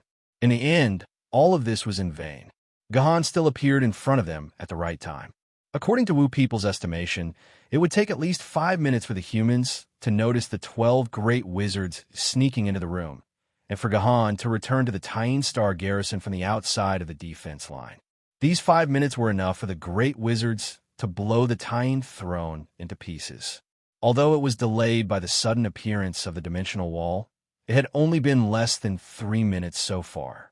Logically speaking, it was absolutely impossible for Gahan to appear here. However, Gahan actually appeared here, as if he had already expected the Wu people to come and deliberately waited for the great wizards to arrive in the Taiyin Star garrison. Were you the one who placed this dimensional barrier here? Hoyi's expression was cold as he asked the sudden appearance of the solid frost. There was no need to rush to destroy the Taiyin throne. Since Gahan could appear here in advance, it meant that Gahan was already prepared. At this time, more sword-bearers had probably surrounded the entire Taiyin Star garrison, and the great wizards had walked right into the trap. Yes, I suddenly felt that the Taiyin garrison needed to strengthen its defense, so I borrowed a small dimensional wall system from the Yuzhong City Sword Committee. I didn't expect it to really come in handy. Gahan said with a smile, Jiufeng, before we were locked in here, you went to all the human cities. How long do you think it would take to transport a small dimensional wall system from Yuzhong City to Shanghai Pass? He turned his head and asked Jiufeng with a pale face. With the speed of humans, it would take at least 3 days to arrive here. Jiufeng answered after thinking for a while. In other words, this human already knew about this at least 3 days ago and sent people from Yuzhong City to get this small dimensional wall system. Hoyi's face darkened even more. His plan had been discovered 3 days ago. In fact, Jiufeng was wrong about one thing. This small dimensional wall system did not set off from Yuzhong City 3 days ago, but left Yuzhong City 2 days ago. However, the person in charge of transporting it was not a human, but Bast. As the most agile and fastest of the 3 Egyptian gods, Yuan Ko, Bast's speed was no less than the fastest human hovercraft when he ran at full speed. In addition, as Yuan Ko, Bast would not be stopped by Yuan Ko along the way, and he could run day and night without any worries. Therefore, it only took Bast a day and a half to transport this small dimensional wall system from Yuzhong City to Shanghai Pass. Then, it was brought to the Taiyin Star garrison by a sword-bearer arranged by Gahan. Originally, Gahan wanted to borrow it from the Sword Committee, but unfortunately, the Sword Committee was stingy. They thought that there was already a small dimensional wall system outside the Taiyin Star garrison, so there was no need to add another one. In addition, Gahan was not the guardian of the Tying Star garrison, so the Sword Committee did not care about Gahan's request at all. As a result, Gahan could only ask Lu Shihua, the master of the Yuzhong Sword Pavilion, to find a way to get a small dimensional wall system from the warehouse in Yuzhong City for Gahan. However, this was only a temporary loan to Gahan, so Gahan had to return this system as soon as possible. Otherwise, Lu Shihua, who used such an important item without permission, would be in serious trouble. Fortunately, this system finally played its role and successfully protected the Tying throne. Otherwise, when these great wizards attacked the Tying throne together, Gahan was not confident that he could block all the attacks without missing anything. Once there was any mistake that caused the Tying throne to be attacked by the great wizards, then even if Gahan was 10 times more powerful, the Zhou Star formation would definitely be broken. Human, how did you know that we would come here today? This was a question that Xing Tian could not figure out. According to Wu people's calculation, human beings should be defenseless now, because human beings would take it for granted that the great wizards would need at least a few months to resurrect. They would never think that in a short 9 days, all the great wizards would be resurrected and launch a fatal surprise attack on the core of the Zhou Star formation. There's nothing to hide from you. A few days ago, I went to your territory to look for the whereabouts of our unlucky misling. In the end, I happened to meet great wizard Xingtian and that Ingzheng in a hot spring, chatting happily. I didn't want to disturb your rest, so I could only wait by the side silently for a while. Guhan smiled very reservedly. By the way, great wizard Xingtian seemed to be calling my name at the end, so I didn't know whether to respond or not. It was very embarrassing. Guhan's words immediately made Xingtian extremely embarrassed, ashamed, and angry. At that time, Ingzheng said that Gahan might appear around the hot spring. As a result, he roared at the hot spring, trying to call Gahan out. At that time, Xingtian thought that it was impossible for Gahan to be near the hot spring, and he shouted like that just to ridicule and mock Ingzheng. He did not expect that Gahan was really there. This immediately made Xingtian feel that he was the stupidest guy in the world. He had been ridiculed to the extreme. Go to hell, human. Xingtian was the most easily angered great wizard. Feeling that his self-esteem was greatly hurt, he immediately picked up his big axe and directly chopped at Gahan's head. However, it seemed that Gahan did not want to fight with Xingtian. He only slightly moved to the side and avoided Xingtian's big axe. Then, he pointed the Juzi sword in his hand at the edge of Xingtian's big axe. Are you guys in such a hurry to fight with me? I have a lot to talk to you about.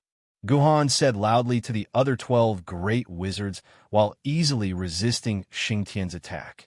Xingtian, stop. Since he wants to talk to us, why are you in such a hurry to fight? Xingtian thought for a while, then suddenly turned around and retracted his big axe, then silently returned to the side of the great wizard. This time, the reason why Xingtian could give up the attack so obediently was not because he respected Ho-Yi, but because the other great wizards had also asked Xingtian to come back through voice transmission. If there was only Ho-Yi, Xingtian might be able to ignore him, but when all 11 of his companions asked him to stop, he had no choice but to suppress his anger and return to his companions. The reason why the great wizards asked Xingtian to retreat through voice transmission was that at this moment, they had been surrounded by hundreds of famed Sword Realm swordsmen. This was the center of the Zhou Star battle formation. Under the condition that the lunar throne was not destroyed, their strength had been suppressed to only 30%. Even though the strength of these Wu people had increased by a few times, under the suppression, their strength was more or less canceled out. These 12 great shamans knew that there was no way they could withstand the combined attacks of over 100 famed sword-level sword-bearers in Guhan, so they could only secretly transmit their voices to Xingtian to retreat. The great wizard's idea was very simple. They wanted to delay the start of the battle as much as possible, and at the same time, order the Wu people's troops who were guarding the border to attack the humans' defensive line. The hundreds of famed Sword Realm swordsmen here were almost 70% of the total number of famed Sword Realm swordsmen in the Tying Star garrison. With so many famed Sword Realm swordsmen attacking them, the strength of the front line would definitely be greatly weakened. The Grand Shaman's wishful thinking was to put pressure on the front line and force these famed sword-level sword-bearers to return to the front line to defend. If these famed sword-level sword-bearers were unwilling to leave, then the Grand Shamans would be more than happy to fight them to the death. Without the famed Sword Realm swordsmen, the front line would definitely become extremely fragile. Under the charge of the Wu People's army, they would not be able to hold out for long. Therefore, as long as they did their best to delay the humans here, the Wu People's army would very likely directly break through the territories of the 3 Imperial Star Garrison residences. In this way, even if all 12 of the great wizards died here, the Zhou Tian Star Battle Formation would still be broken, and they would die a worthy death. It was easy to understand why the Wu people were stalling for time, but what the Wu people could not understand was why this human was willing to cooperate with them to stall for time. Although the Wu people could not understand why, the goal of stalling for time coincided with the Wu people's goal. Therefore, the Wu people were happy to let Guhan stall for time here. Great wizards, actually, there are 2 things I want to discuss with you. So, I want to ask which human comrade is this Ying Zheng that you all speak of? The other question is how all of you were able to increase your strength so much, and how all of you were able to be resurrected in the short span of 9 days. It really pains me to think about it. You're really interesting, human. Do you think we'll tell you something so important? Xingqian could not help but say.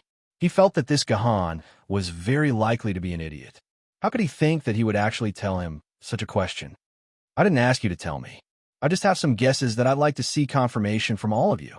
After saying that, Gahan clapped his hands, and 2 sword bearers escorted a human who was tightly controlled by the sealing talisman over. This human was none other than the most suspicious sword bearer, Zhou Zijian. Is this the Ying Zheng that you all speak of? Gahan pointed at Zhou Zijian and asked with a smile. Chapter 1022. Guhai, what are you doing? Let me go. Why do you have to arrest me? Zhou Zijian screamed crazily the moment he saw Gahan. You traitor of humanity! How dare you ask me why? Gahan yelled angrily. If it wasn't for you, the Tian Star Garrison's dimensional barrier wouldn't have been left with less than 100,000 energy points. How would Yawang be poisoned? You're the one behind all this, aren't you? You're spouting nonsense. You're slandering me. Everyone, don't listen to this lunatic. I've never done such a thing. I'm innocent. Of course, Zhou Zijian refused to admit to any of this. He first explained to the hundreds of sword bearers around him, then turned to Gahan and screamed, Evidence! How can you slander me without any evidence? Of course I have evidence. Gahan sneered. Although you've been very careful to hide it, you've made a serious mistake. You love chewing gum too much. After saying that, Gahan took out a thin piece of tin foil from his dimensional pocket. This is the tin foil that I found in the Wu people's camp. This is the tin foil that Ying Zheng left behind when he was in the hot spring with Xingqian. If a human is in a mood to eat chewing gum in the Wu people's camp, then this human must love chewing gum very much. While speaking, Guhan projected a data sheet from his personal terminal. This is your purchase record that I've specially reviewed. In the 3 years you've been in Shanghai Pass, you've bought a total of 50,000 yuan worth of chewing gum, and the price of a piece of chewing gum is only 5 yuan. How much do you love chewing gum that you have so many purchase records? Zhou Zijian was stunned for a moment. That's right, I love chewing gum very much. But is it my fault that I love chewing gum? There are at least 100 sword bearers in Shanghai Pass who love chewing gum. Why don't the others suspect me? What kind of bullsh** T evidence is this? Does this count as strong evidence? Gahan played another video. This video showed a rather grand banquet. Yawang, dressed in red, stood at the door and welcomed the endless stream of guests. These guests were obviously the sword bearers of Shanghai Pass. Every sword bearer would take out an exquisitely wrapped gift from their dimensional pocket and hand it to Yawang after entering the venue. I think you must remember this video. After the video was played, Gahan said to Zhou Zijian, Of course I remember. This is a video of Master Yawang celebrating his 45th birthday 2 months ago. All of us gave Master Yao Guang a present, but someone hid in the Guardian's mansion and didn't show up. He didn't even give us the money for a present. How embarrassing. Then let's take a look. Gahan was not annoyed. He played another video. This video showed the maidservants in the Taiyin garrison unwrapping the presents. After the gifts were unwrapped, they were placed according to the different types of gifts. Then, they were labeled with the gift giver's label and stored in the warehouse. This video happened to show the opening of Zhou Zijian's present. When the exquisitely wrapped presents were opened, a set of exquisite wine glasses appeared in front of everyone. I wonder if anyone remembers this set of wine glasses. Guhan purposely zoomed in on the wine cup to the maximum so that all the sword bearers could clearly see the entire set of wine cups. I remember now. Isn't this the wine cup that Yao Guang and the other ancient sword rank sword bearers were drinking with during the meeting 3 days ago? A famed sword rank swordsman with a good memory immediately said. Only then did the rest of the sword bearers understand. Yes, that's right. This set of wine glasses was indeed used by Yao Guang to drink the poison wine. Over the past 3 days, I haven't stopped investigating the poison wine. However, because I've been focusing on the source of the wine, I haven't made any progress yet. Later, I realized that I was focusing on the wrong thing. It wasn't the wine that was poisoned, but the wine glasses used to drink it. Gahan waved his hand. Everyone, take a look at this set of wine glasses. One of them is golden, and the rest are silver. Obviously, this golden wine glass was specially prepared for the master, and the rest of the silver glasses were for the guests. This Zhou Zijian made use of this to smear the poison on the golden wine glasses. That's why only Lord Yao Guang was poisoned, while the other 18 sword bearers who drank the wine weren't poisoned at all. Apart from you, who gave the wine glasses to Lord Yao Guang as a gift. Who else would be able to do such a thing? Hearing Gahan's words, all the sword bearers turned to look at Zhou Zijian in unison. If they had only looked at Zhou Zijian with suspicion before, now they were looking at Zhou Zijian with 70% to 80% hatred. Clearly, they believed Gahan's words. No, I'm innocent. I didn't give this set of wine glasses at all. I gave Lord Yao Guang a set of 5 deluxe versions of Hitano Yuki-sensei's love action movies before the apocalypse. I didn't give any wine glasses to Lord Yao Guang at all. You must believe me, I didn't give any wine glasses to Lord Yao Guang. Zhou Zijian said in a panic, refusing to admit that he had given the wine glasses to Yao Guang no matter what. With these recordings as proof, are you still going to act shamelessly? Guhan was even more furious at Zhou Zijian's refusal to admit it. He shouted, I didn't find these recordings but got them from the highest level AI. We can let the highest level AI prove this point. After saying that, Guhan used his personal terminal to project himself into the highest level AI's external communication window. Your Excellency, the highest level AI. May I ask if the recordings I just played are real? Without any forgery? That's right. The 2 recordings just played are all real recordings, without any traces of forgery. I can vouch for it in the name of the highest level AI. The highest level AI replied without any hesitation. Nonsense. You're talking nonsense. It's fake. It's all fake. I've already been bribed by this bastard. I really gave him a love action movie. I didn't give the wine glasses. I didn't give them. Zhou Zijian screamed miserably. Unfortunately, the other sword bearers looked at him with disdain. No one believed him at all. Understand now. This isn't the real highest level AI. This is just a fake highest level AI. I want to personally contact the highest level AI. I want to prove my innocence. Zhou Zijian said as he began to struggle, trying to break free from the seal. Let me go, let me go. If you have the guts, let me personally contact the highest level AI. Let him go. I want to convince him wholeheartedly. Gahan clapped his hands, and the 2 sword bearers in charge of guarding Zhou Zijian removed the seal on his hands. Once Zhou Zijian regained his freedom, he immediately opened his personal terminal and contacted the highest level AI through the communication port on his personal terminal. Your Excellency, the highest level AI. The recording just now was fake. The recording just now was forged, right? Am I right? Zhou Zijin frantically asked the highest level AI. No, the two recordings just played are all real recordings, without any traces of forgery. I can vouch for it in the name of the highest level AI. In the end, the highest level AI simply repeated its previous answer without changing a single word. Based on everyone's common sense, the highest level AI would never lie. When Zhou Zijian personally contacted the highest level AI, the possibility of Gahan creating a fake highest level AI was completely ruled out. This time, Zhou Zijian was completely in a situation where he could not argue back. Fake! It's all fake. You guys are tricking me. I didn't do these things. Zhou Zijian's mind was completely broken. He sat on the ground and could only keep repeating these few words. Actually, there's a very simple way to prove your authenticity. Guhan revealed a chilling smile. We don't know if you're the real Ing Zheng, but our 12 friends over there definitely know if you're the real Ing Zheng. As soon as Guhan's voice fell, under the dumbfounded gaze of the other swordbearers, he directly grabbed Zhou Zijian's neck and threw him towards the 12 great wizards. Be careful! Ho Yi, who was originally seriously watching the show, suddenly soared into the sky and caught Zhou Zijian in his arms. Then, he carried him and carefully landed on the ground. Protect him. He's already done enough. Xingqian immediately handed Zhou Zijian to Chang Yi, while Chang Yi carefully carried Zhou Zijian in her arms.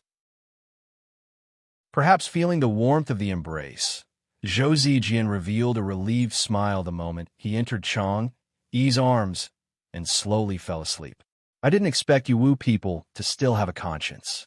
I thought you would just kill this useless traitor. Gohan looked at Zhou Zijian, who was sleeping peacefully in Chang Yi's arms, and said mockingly, We Wu people are not like you humans who cheat and deceive each other. As long as he makes a contribution to us Wu people, we Wu people will definitely ensure his safety. Hui said calmly, That's right. This guy is the scum among us. He's the culprit behind the sacrifice of so many of our comrades. Otherwise, these Wu people would not protect Zhou Zijian. The sword ancestor, Yi Fan, who had once fought against Gu Han's ancient sword-tier swordsman at the conference table, said through gritted teeth. That's right. Hou Yi's actions proved that this Zhou Zijian was definitely the traitor. At this moment, all the human swordbearers looked at the sleeping Zhou Zijian with hatred. They remembered the bitter battle 6 months ago when they lost 2/3 of their comrades, the sudden battle 9 days ago, and even Yao Wang, whose fate was unknown. All of this was thanks to this Zhou Zijian. Chapter 1023. All right, everyone. Now that all the mysteries have been solved, we've also found that damn traitor, Zhou Zijian. Now it's time to send these senior sorcerers back to the Zhuwu blood pool. As soon as Gahan gave the order, the famed swordsmen who had surrounded the senior sorcerers released their sword ladies at the same time. Over 100 famed swordsmen surrounded the 12 senior sorcerers. It was a spectacular scene, and the humans had the absolute upper hand. It's impossible to destroy the Royal Moon Throne, but don't panic. Without the famed swordsmen at the front line, our people will definitely be able to break through their defense line. Let's keep these sword ladies here, and that'll be our greatest victory. Ho yelled. The battle against the Wu people's senior sorcerers had officially begun. Even an idiot would know that this was going to be a very intense battle. The sword ladies were divided into groups of 10, and the 12 senior sorcerers were divided into 12 different battlefields to fight their own battles. This was an extremely important part of the battle strategy. Not only were the senior sorcerers extremely powerful individually, they could also work together to form an even more powerful battle force. Therefore, the best choice was to divide the 12 senior sorcerers into different battlefields to eliminate them. This was also the outstanding experience that the human swordsmen had learned from their battles against the Wu people's senior sorcerers over the past 100 years. However, this was also a very brutal way of fighting. The combined strength of 10 famed swordsmen was only slightly higher than that of the senior sorcerers. If it weren't for the fact that this place was located in the core area of the Great Heavenly Cycle star formation, which forcibly suppressed the Great Shaman's strength, which had already been raised by several times to 70%, the 10 famed sword ladies surrounding the Great Shaman would have most likely died in an instant. However, it was foreseeable that even if the entire battle ended in victory for the humans, about 50% of the famed sword-level sword ladies in charge of the siege would be killed on this tragic battlefield. This was the conclusion of the humans' experience over 100 years. However, there was no one like Gahan who was as powerful as a famed sword wielder. Therefore, these experiences were not of much use at this time. Gahan didn't join the battle against any great shamans alone. Instead, he kept moving between the 12 battlefields.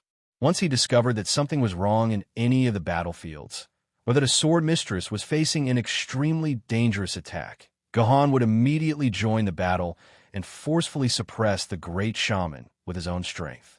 After the senior magus was suppressed, Gahan quickly left the battlefield and joined another dangerous one. This was a terrible way of fighting. For Gahan, the fastest way to end the battle was to first help a certain battlefield kill a great shaman, then release the dozen or so famed sword mistresses so that they could join the other battlefields. This was the fastest way to end the battle. If Gahan chose to continuously help in various battlefields, the battles would not be able to end quickly, and the entire battle would drag on for a long time. In this way, the situation at the front line would become worse. In fact, how could Gahan not know the disadvantages of this way of fighting? However, Gahan also had his own considerations. Gahan had to ensure the safety of the famed sword mistresses. Every famed sword mistress was an important asset to the humans. Every famed sword wielder needed a huge amount of resources to be nurtured. If Gahan chose to fight one by one, then the famed sword mistresses in the last few battlefields that Gahan joined would definitely be killed by the great shaman. However, if Gahan chose to take care of them all, then Gahan was confident that all the famed sword mistresses in the battlefields would be able to survive. Of course, Gahan had other considerations that he did not want others to know. This battle lasted for about 20 minutes. These 20 minutes were extremely long for every famed sword wielder. Almost all of them had experienced a situation where a great shaman's attack almost killed a sword wielder. One of the famed sword wielders screamed. His sword wielder was in charge of surrounding the great shaman, Fengbo. Fengbo also understood that this was a life-and-death situation. Hence, the Samadhi divine wind filled the surroundings around Fengbo. The sword wielder, the famed sword wielder, was accidentally blinded by the Samadhi divine wind. How could Fengbo let go of such a good opportunity? He threw a wind bag at the sword wielder. The wind bag was wrapped in a layer of light yellow energy. The famed sword wielder had reason to believe that if the wind bag really hit his sword wielder's head, even if his sword wielder did not break in half, her protective shield would be shattered. At this critical moment, a golden longsword appeared out of nowhere and touched Fengbo's wind bag. The layer of light yellow energy wrapped around the wind bag was instantly shattered by the blade of the sword. Fengbo let out a strange cry of pain. He had no choice but to retract his wind bag. Only then did the sword wielder of the famed sword wielder manage to protect her protective shield. When the sword wielder of the famed sword wielder was about to thank Gahan, Gahan had already floated away, heading to another battlefield to deal with the situation. It was understandable if something like this happened once or twice. However, when it happened dozens of times in a short span of a minute, the famed sword wielder completely understood how terrifying Gahan's power was. No matter how dangerous the situation was, Gahan would always be able to arrive at the most appropriate time. Then, with the juicy sword in his hand, he would beat the arrogant great shaman into retreat, quickly resolving any possible danger. This was not a case. It was the personal experience of all the famed sword wielder. Except for a few famed sword wielder, almost all the famed sword wielder had been saved by Gahan at a critical moment. Naturally, they were filled with gratitude towards Gahan. Saving their sword wielder from the danger of being broken was as great as saving their lives. According to the rules of the famed sword wielder, if Gahan needed them, they would have to repay Gahan's kindness without any hesitation. In other words, if Gahan wanted to, after leaving Shanghai Pass, with just one word from Gahan, all the famed sword wielder under Tyene Star garrison would have to repay Gahan a huge favor. That meant that Gahan had a huge amount of power in his hands. The battle that lasted for 20 minutes was extremely intense. Powerful energy of various colors collided in the sky, creating explosions. From afar, it looked like a grand Olympic firework display.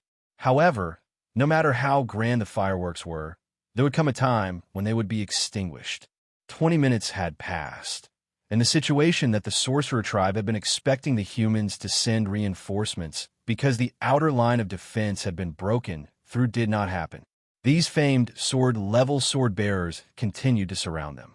On the other hand, the Wu people, who were in charge of attacking, kept asking for help, saying that a terrifying force had suddenly appeared in the humans' defensive line.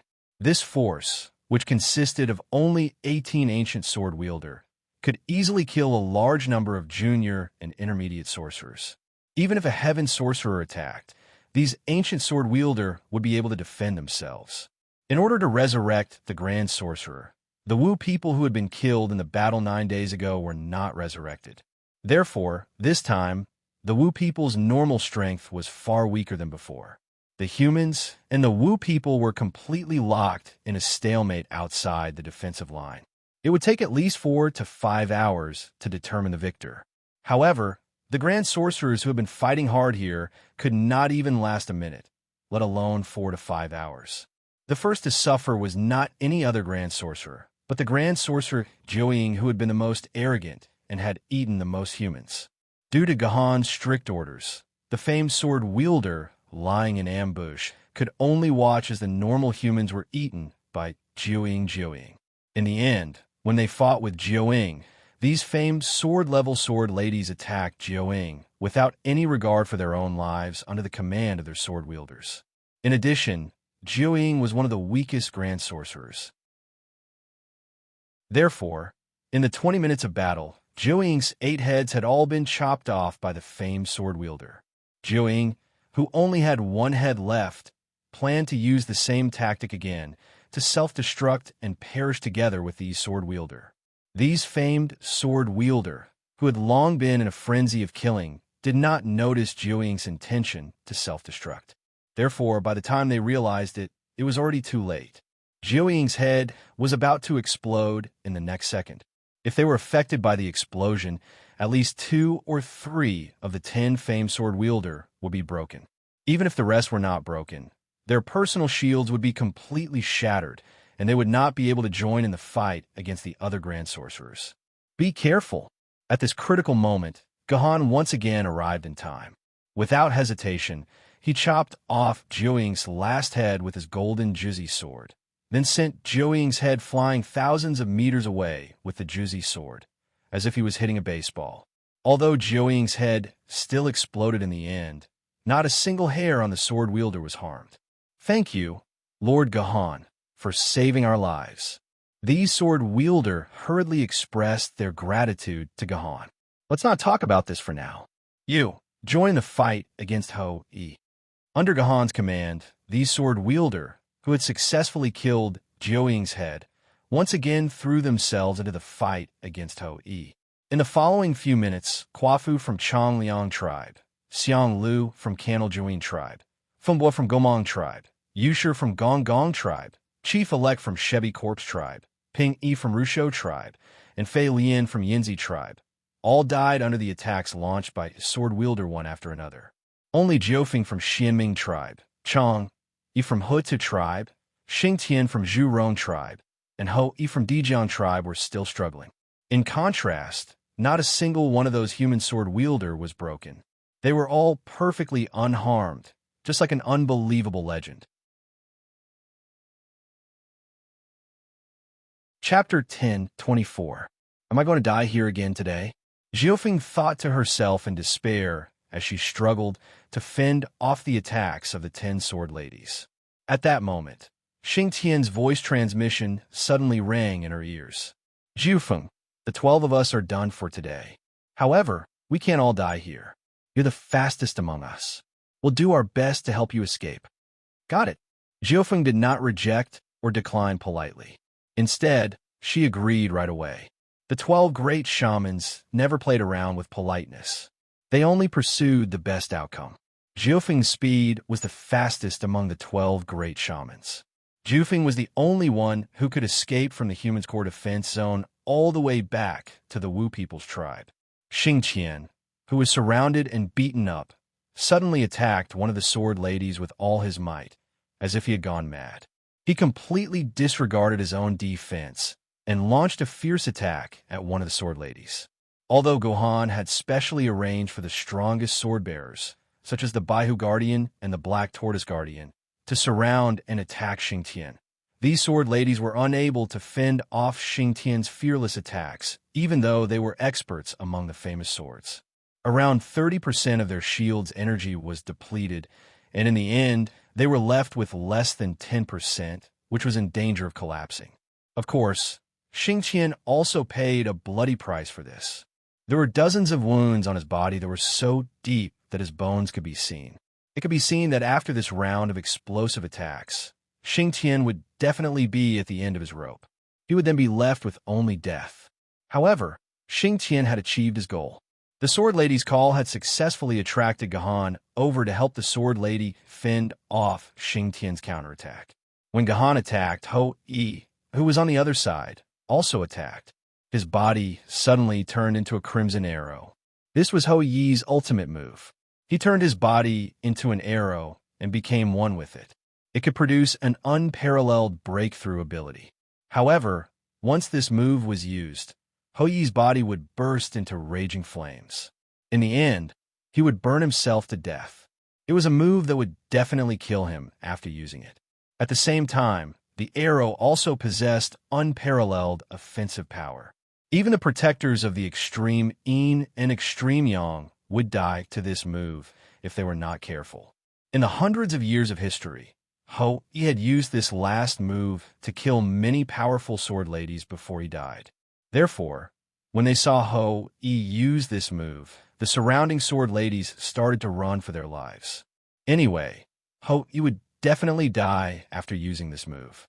There was no need for them to die with him. In the end, when these sword bearers scattered in all directions, they were surprised to find that Ho-Yi's target was not them, but the 9 Phoenix sword bearers who were in charge of besieging in another battle circle. Yi Fan retreat. Yi Fan, who was ganging up on Jiufeng, suddenly heard Gohan shout. As the sword master, Yi Fan naturally did not hesitate to fight on the front lines, instead of commanding his own sword mistress to fight like the other sword bearers. As a result, when Yi Fan heard Gohan shout, he reacted very quickly and instinctively took a step back. At this critical moment, a scarlet light flashed past Yi Fan's previous position. If not for Gohan's timely warning, Yi Fan would have become a pile of cooked meat by now. "Thank you, Gohan." Before Yi Fan could finish thanking Gohan, a pair of claws suddenly grabbed his neck. It was Jiufeng's claws. Although Yi Fan was lucky to avoid Ho-Yi's fatal strike, he also gave Jiufeng a chance to escape. Jiufeng took this opportunity to grab Yi Fan. Ah! Yi Fan, who was choked by Jiufeng's claws, screamed in pain. At the same time, Jiufeng, who was flying in the air, shamelessly used Yi Fan's body as a shield. This made the other sword mistresses who were trying to attack Jiufeng afraid. They were afraid that their attacks would hurt poor Yi Fan. No one was willing to stab their sword into their comrade's body. Therefore, the sword mistresses could only form a loose circle and surround Jiufeng. No one was willing to attack. They just kept entangling with Jiufeng. However, this also gave Jiufeng space to fight and break out of the encirclement. Jiufeng charged left and right with Yi Fan, destroying countless buildings. They killed their way from the Taiyin garrison to the Baihu garrison mansion. At this time, Gohan and the other sword bearers had finally completed their encirclement on Xingtian. The strongest shaman had finally died helplessly at the hands of a nameless sword bearer. However, what surprised Gohan was that according to the sword bearers who had ganged up on Chang'e, when Chang'e was about to die, she suddenly opened a void gate and escaped into the void alone. This surprised Gohan. The Zhou Tian star formation had blocked the ability to open a void gate, and the Xing Tian, the only one who had the ability to open a void gate, had died in the hands of the sword mistresses. How did Chang Yi open a void gate and escape? Who opened a void gate for her? Could it be that the real U-level Yuan Ko isn't Xing Tian, but Chang Yi? Gahan suddenly realized that during the process of killing Xing Tian, although Xing Tian was far more powerful than the other senior magi, Xing Tian didn't use the power that U-level Yuan Ko should have. He was still a top-tier meteor-level Yuan Ko, the same level as the other senior magi. However, when Gahan was eavesdropping on Xing Tian, he clearly heard Xing Tian admit to Ying Zheng that he had become a U-level Yuan Ko. What was going on? What was going on with this Chang? Well, Gahan didn't have time to think about these things because the sword mistresses who were killing Jiufeng in the Baihu garrison mansion suddenly reported to Gahan that something bigger had happened. When Gahan hurriedly rushed to the Baihu garrison mansion from the Taiying garrison, he found out that not only was Yi Fan the sword mistress held hostage by Jiufeng, but there was also another person held hostage by Jiufeng. However, this person was lying in a medical pod at the moment, and this person was none other than Yao Wang, who was still poisoned and was being treated in the medical pod. Because he expected that the Taiying garrison would become a fierce battlefield, Gahan had moved Yao Wang's medical pod to the Baihu garrison mansion in advance. However, he didn't expect that Jiufeng would accidentally barge into the Baihu garrison mansion, and then luckily found Yao Wang's medical pod. Now, Yao Wang had also become Jiufeng's hostage. With Yi Fan as Jiufeng's hostage, Gahan was already worried enough, and now there was Yao Wang. The situation couldn't get any worse. Let me go. I won't hurt them. When Jiufeng saw Gahan appear in front of her, she immediately yelled at the top of her voice. Gahan, don't worry about us. If we can kill all the great sorcerers today, then I, Yi Fan, will die a worthy death. Although his life was in Jiufeng's hands, Yi Fan still fearlessly begged Gahan to kill Jiufeng. This moved all the sword-bearers present, and they secretly praised Yi Fan for being a real man. Shut up. Jiufeng unceremoniously scratched Yi Fan's body, leaving 5 deep bloody marks, and then continuously knocked on the glass cover of the medical pod with her claws. Human, you don't care about his life, but don't you care about this Yao Wang's life? Do it. Gahan's expression turned cold, and he ordered the sword-bearers around him. However, unexpectedly, after Gahan gave the order, none of the sword maidens controlled by the sword-bearers moved, and they all stood there silently. What's wrong? Gahan asked sternly. Gahan, you bastard, you're new here, and you don't care about Boss Yao Wang's life. We were all taken care of by Boss Yao Wang, and we care about Boss Yao Wang's life. One of the sword-bearers said loudly. That's right, we can't let Boss Yao Wang die here. Boss Yao Wang has to go back to the base city. Boss Yao Wang has told us many times that he loves his sister the most, and his biggest dream is to go back to the base city to see his sister, whom he hasn't seen for 3 years, and reunite with her. We can't let Boss Yao Wang die here. We have to send Boss Yao Wang back to see his sister. Another sword-bearer said, but he was sobbing as he spoke, clearly hoping that Yao Wang would be able to see his sister. That year, when Gahan heard this, he couldn't help but think of a familiar face. That was the first girl he met in the game, and also a girl who had helped him a lot. Without Ming Yue's help, he wouldn't have met Yao Wang, and he wouldn't have joined the betrayal of Altoria dungeon. Many things wouldn't have happened after that. He still owed Ming Yue a favor. Although Ming Yue had found her own love and stopped contacting Gahan, this friendship was still remembered in Gahan's heart. If Gahan killed Jiufeng now, it would be equivalent to killing Yao Guang, Ming Yue's closest brother. Forget it. Gahan let out a long sigh, then said to Jiufeng, If I let you go, how can you promise me that you won't hurt Yao Wang? The promise of us great shamans is the best guarantee. Jiufeng flapped her wings. You humans, go through your history. When have we great shamans ever lied? And when have we not fulfilled our promises? We Wu people mean what we say. If we say we won't kill him, we won't kill him. As long as you let me safely return to the Wu people's tribe, I'll send Yao Wang back to you tomorrow. As for this, Take it as proof of our Wu people's credibility." Jiufeng looked at Yi Fan, who was under her claws, then kicked Yi Fan to Gahan's side. The rest of the sword bearers hurriedly helped Yi Fan up, applied medicine on him, and bandaged his wounds. However, Yi Fan was really pitiful. Although he was released safely, he was only released as proof of his credibility.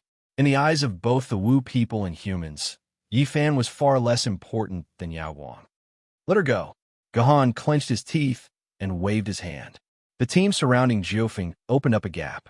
Jiufeng grabbed Yao Wang's medical pod with her claws and fled in the direction of the Wu people's tribe. The mantis stalks the cicada, unaware of the oriole behind it, finally drew an incomplete end to this battle. Chapter 10:25. After Jiufeng escaped, the latest battle report came from the front line. The Wu people's army had fled once again. The front line of the Zhou Tian Star Battle Formation was impregnable. This was another great piece of news. All the famed sword-rank sword-bearers could not help but cheer. Although there were some regrets in the end, and Jiufeng had escaped with Yao Wang, they had to admit that this was an unprecedented battle. 10 of the 12 great shamans had died in the Taiyin garrison, and the price they paid was nothing. This was a battle that brought them rich results without paying any price. None of the famed sword-rank sword-bearers who had participated in the battle had died, and none of their sword ladies had been broken, other than using up some physical strength and experiencing a thrilling battle. They had not suffered any actual losses. Therefore, this was a battle that was destined to be remembered in the history of Shanhai Pass. There had never been such a shocking battle in the history of Shanhai Pass. When Jiufeng's figure completely disappeared at the end of the clouds, the famed sword-rank sword-bearers instantly burst into an earth-shattering cheer. They hugged their companions, hugged their sword ladies, and cheered to their heart's content, releasing the joy in their hearts. They spontaneously rushed to Gahan's side. Dozens of hands simultaneously threw Guhan into the sky and then caught him. Although some unpleasant things had happened because of Yao Guang, Guhan's precise calculations and flawless battle results made all the famed sword-rank sword-bearers feel admiration for Guhan from the bottom of their hearts. In fact, when they had started to surround and attack the 12 great shamans, all of them had felt uneasy.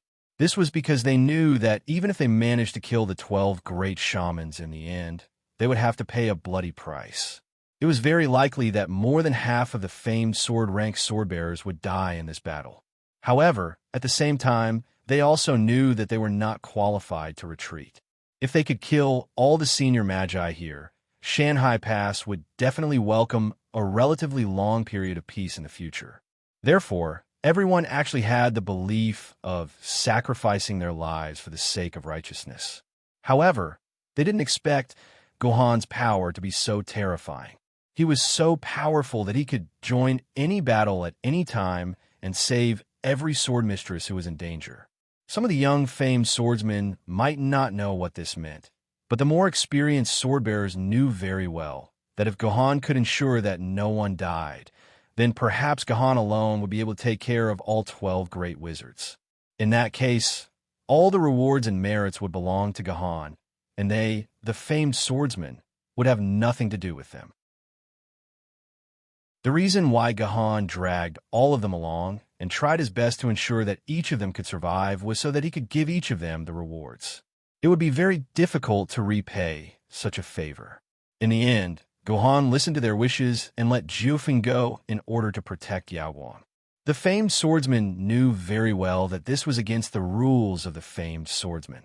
If this matter were to spread, the Shanhai Pass Administrative Committee would definitely punish Guhan. This was because to the Shanhai Pass Administrative Committee, exchanging the life of a famed sword-rank sword-bearer for the life of a great shaman was a very worthwhile thing to do. In reality, this matter was destined to spread, and the Shanhai Pass Administrative Committee was destined to know that Guhan had agreed to such a ridiculous thing. Perhaps Guhan would not be punished, but he might not get anything out of it. However, this was not Guhan's decision. Instead, they had forced Guhan to make this decision. It was equivalent to Guhan taking the blame for them. With such kindness added together, other than offering his own loyalty, there was nothing else he could do to repay Guhan. Therefore, from the moment they tossed Guhan into the air, they had truly placed Guhan in the position of the Lunar Star Guardian. They had truly acknowledged Guhan's authority in the entire Taiyin garrison, instead of the Lunar Star Guardian that Yao Guang had appointed. After a period of laughter, Guhan was finally put down by the famed swordsman. After Guhan was put down, he signaled everyone to be quiet, as he had something to say. Actually, I have two very important things to do. Hearing Guhan's words, all the sword-bearers immediately focused their attention on Guhan. They wanted to hear what the two important things that Guhan had mentioned were. Now, I have to punish someone, and at the same time, I have to praise someone and apologize to him. At this point, Guhan paused, then waved his hand into the distance.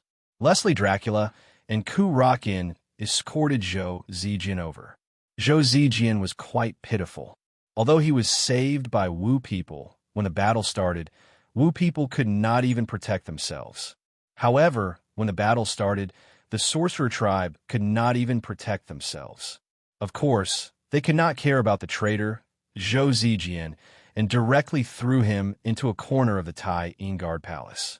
If Guhan had not deliberately ordered people to keep Zhou Zijian in custody, it was likely that Zhou Zijian would have died in the aftermath of the battle between the Sword Lady and Wu people. After the battle ended, almost the entire Taiyin garrison had been razed to the ground. Even some of the sturdy boulders had been turned into powder. Only some dimensional alloys mixed with dimensional crystals had barely survived the battle, becoming witnesses of the Taiyin garrison. Seeing Zhou Zijian appear, all the sword-bearers immediately revealed looks of disdain.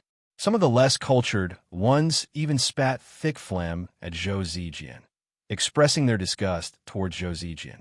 All the sword-bearers were extremely shocked by Zhou Zijian.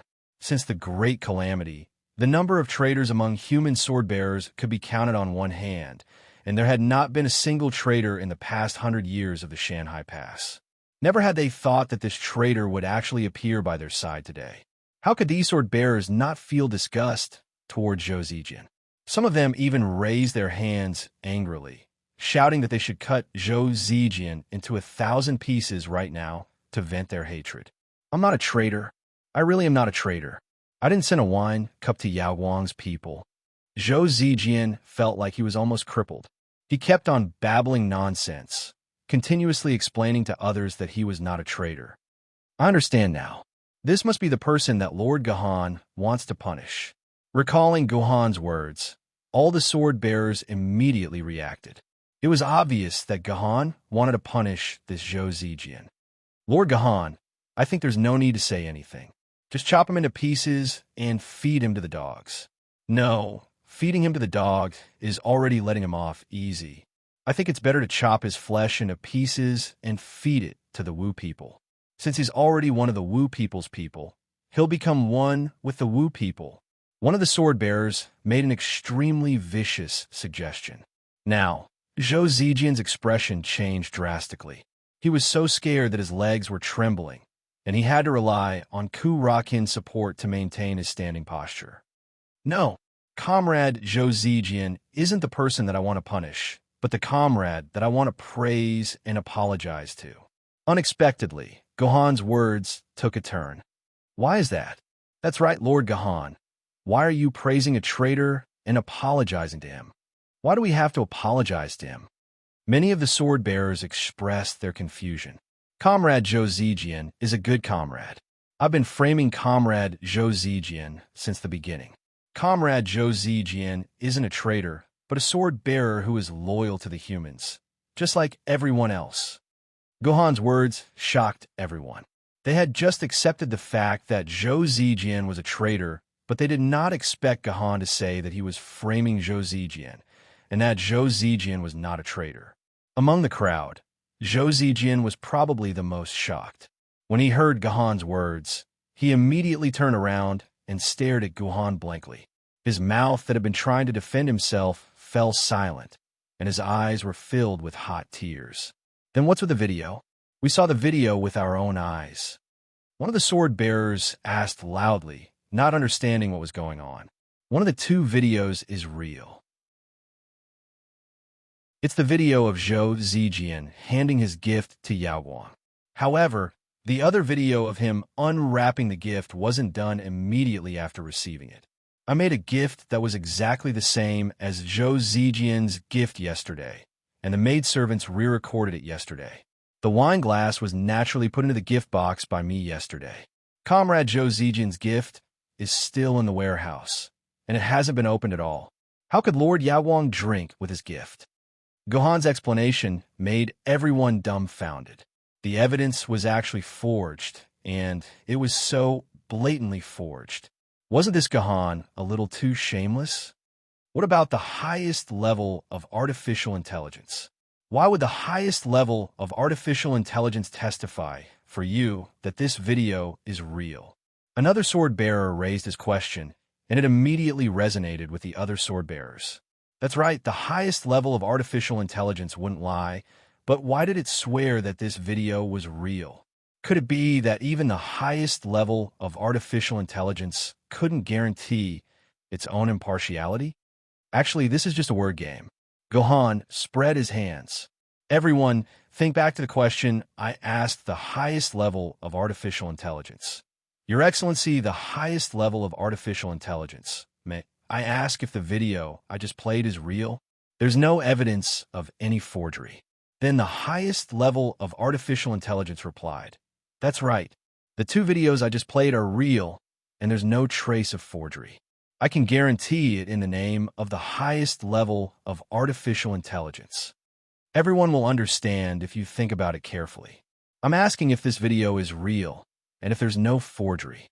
I'm not asking if this video records the opening of Zhou Zijian's gift. In fact, this video of mine was recorded with an ordinary video recorder, and there's no trace of editing or Photoshop in it. Therefore, the highest level of artificial intelligence can answer me that these two videos are real, and there's no trace of forgery. F***CK. After listening to Gohan's explanation, many sword bearers felt like fools. They were completely fooled by Gohan, and they couldn't even see through such a simple word game. It seemed like their intelligence was not on the same level as Gohan's. However, at the same time, a new question popped up in everyone's mind. Why did Gohan frame Zhou Zijian as a traitor? After successfully framing him, why did he publicly admit that he was framing him?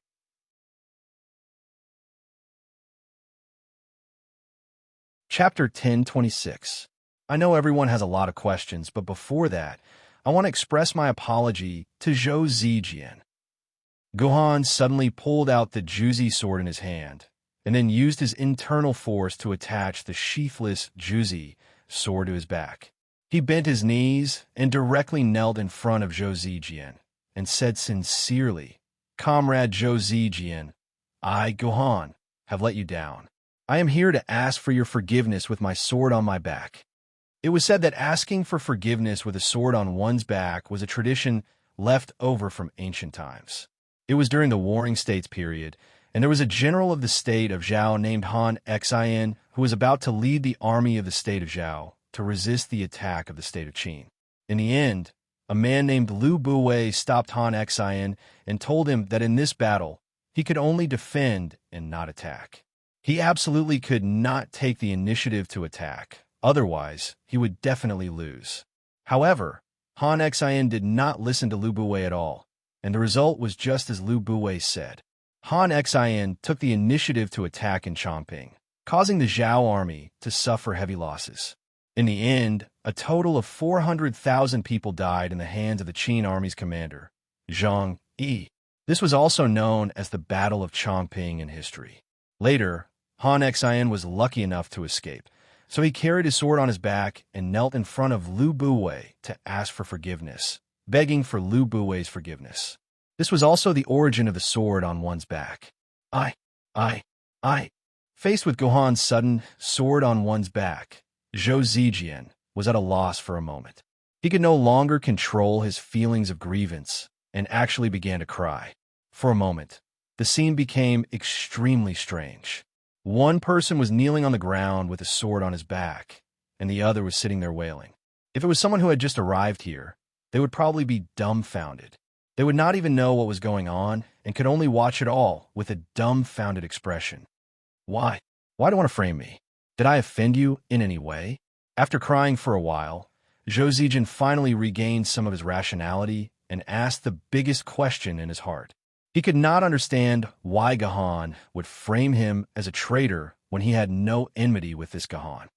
Because I want Wu people and the traitor to think that they are safe and that someone has taken the blame for them. That way, the traitor will reveal himself.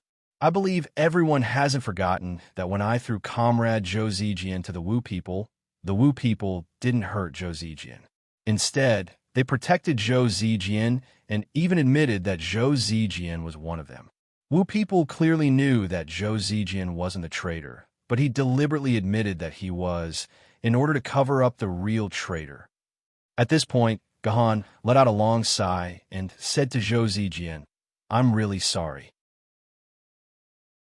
In order not to arouse Wu people's suspicion, not only did I not tell you all of this in advance, but I also put you in danger. Please forgive me. Everyone, please listen to me.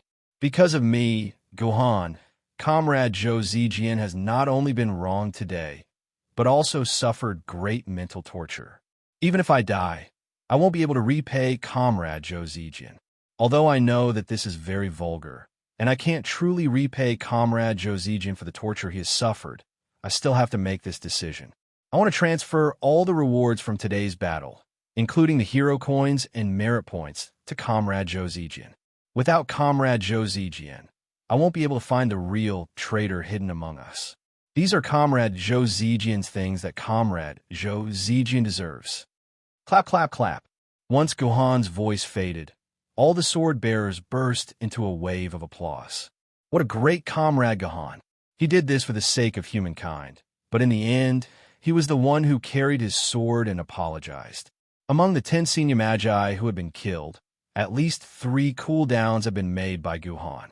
Such a great amount of rewards. Gahan had directly given it to someone else, without even blinking his eyes. What a great spirit. All the sword bearers were moved by Gahan's spirit, and couldn't help but applaud. Comrade Zhou Zijian, I also apologize to you on behalf of Comrade Gahan. Please forgive Comrade Gahan. A sword bearer didn't want to see Gahan kneeling on the ground anymore, so he took the initiative to kneel down and said, "Yeah, count me in. Count me in too." When one person knelt down and apologized on behalf of Gahan, more and more sword bearers also knelt down for Gahan. Once everyone started to kneel down, even those who didn't want to kneel down had to follow suit. Otherwise, how would they be able to maintain their dignity in the Taiyin garrison in the future? In the end, all the sword bearers actually knelt down on behalf of Gahan and apologized on behalf of Gahan. Facing such a situation, even the most vengeful person in the world had no other choice. It's okay. It's good that we've talked it out. Since it's to find the real traitor, I don't mind being wronged like this. Zhou Zijian hurriedly helped Gahan up. Then, everyone cheered and stood up at the same time.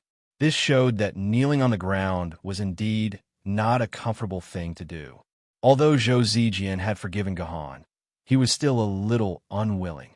He stared into Gahan's eyes and said, "It doesn't matter if I'm wronged or not. What's important is whether my grievances were in vain. Have you found a real traitor?" Of course. Gahan grabbed Zhou Zijian's hand and stood up. He said excitedly, "Didn't I tell everyone just now? I have a person to beg for forgiveness, and at the same time, I have a person to punish. And the person to be punished is naturally the real traitor." Then Gahan suddenly turned around and faced all the sword bearers. He shouted loudly, "You have the guts to be a traitor, but don't you have the guts to stand up for me? If you stand up for me now, I'll still treat you as a man." Silence. Everyone was silent. It was obvious that the traitor was not a good man. He was still hidden in the crowd, praying in his heart that Gahan was just trying to scare him, that he had not discovered who the real traitor was. "Since you don't want to come out, I'll invite you to come out." As soon as Gahan's voice fell, the Juzi sword on his back suddenly shot out more than a dozen sword chis, rushing towards a certain direction in the crowd. The few sword bearers who bore the brunt of the attack let out a strange cry and instinctively wanted to dodge the dozen sword cheese. However, the speed of the sword cheese was too fast. By the time they reacted, the sword cheese were already close to them. Just when these sword bearers thought that they were unlucky and would definitely be injured by the sword cheese, the sword cheese accurately passed through the gaps in the crowd and finally went deep into the crowd. "It's not me. It's not me." A voice in the crowd shouted and rushed out of the crowd. The dozen sword cheese behind him instantly wrapped around the sword bearer's leg like a snake, then quickly tied up his entire body and dragged him back to Gahan's side. "It's actually him. How can it be him?" At this moment, everyone could clearly see the person Gahan had captured. It turned out that this person was none other than Yi Fan, who had been captured by Jiufeng as a hostage. No one had expected that the traitor Gahan had uncovered in the end would actually be this Yi Fan. "It's not me. Don't wrongly accuse me." Yi Fan struggled with all his might. "Is it not enough that you have framed Zhou Zijian? You also want to frame me? Then let me ask you a question. Why did Jiufeng escape to Baihu's guardian mansion in the end?" Gahan asked. "How would I know? How to escape is Jiufeng's problem. What does it have to do with me?" "I'm just a hostage," Yi Fan said innocently. "I wonder if everyone noticed the direction that Jiufeng escaped to?" Gahan waved his hand, and a map was directly projected from his personal terminal. Upon closer inspection, it was the map of the entire Taiyin garrison. "This is the location of Taiyin garrison. This is the location of Baihu's guardian mansion. And this is the direction that Jiufeng escaped to from Baihu's guardian mansion." Gahan first pointed out 2 points on the map, then used a line to connect them. Finally, together with the defensive line that Jiufeng escaped to, they formed 2 vertical lines that were perpendicular to each other. As long as Jiufeng had a normal brain, she would never run in a vertical line when she was escaping. What she should have done was, of course, run in a straight line. But in the end, Jiufeng escaped here, to Baihu's guardian mansion where Yao Wang's medical warehouse was stored. "Comrade Yi Fan, what do you think is the reason?" Of course, a traitor tipped her off and told her that Sir Yao Wang was hiding here. Yi Fan snorted coldly. "But what does this have to do with me? Are you saying that I was captured by the Wu people and told Jiufeng that I was the one who was captured?" "I didn't say that you told Jiufeng when you were captured. Why are you so sensitive?" After hearing Gahan's words, Yi Fan's expression was as if there was a fishbone stuck in his throat. "I'd like to ask everyone a question. How many of you know that I've hidden Sir Yao Wang's medical warehouse in Baihu's guardian mansion?" Gahan suddenly asked the swordsman. The swordsmen looked at each other. They realized that they had no idea that Yao Wang's medical warehouse was hidden in Baihu's guardian mansion. They had always thought that Yao Wang's medical warehouse was hidden in Taiyin garrison. No one had ever told them that Yao Wang's medical warehouse had been moved. As far as I know, the only person in Taiyin garrison who knows that I've moved Sir Yao Wang's medical warehouse here is the Baihu's guardian mansion. Other than that, I've never told anyone that Yao Wang's medical warehouse is here. Gahan then fixed his sharp gaze on the Baihu's guardian among the crowd. "Sir Baihu, have you ever told anyone that Yao Wang's medical warehouse has been moved to your place?" "Sir, only when Yi Fan came to my place for a drink last night did I lose control of my mouth and spill the beans. Other than that, I guarantee that I haven't told anyone about Sir Yao Wang," the Baihu's guardian said firmly.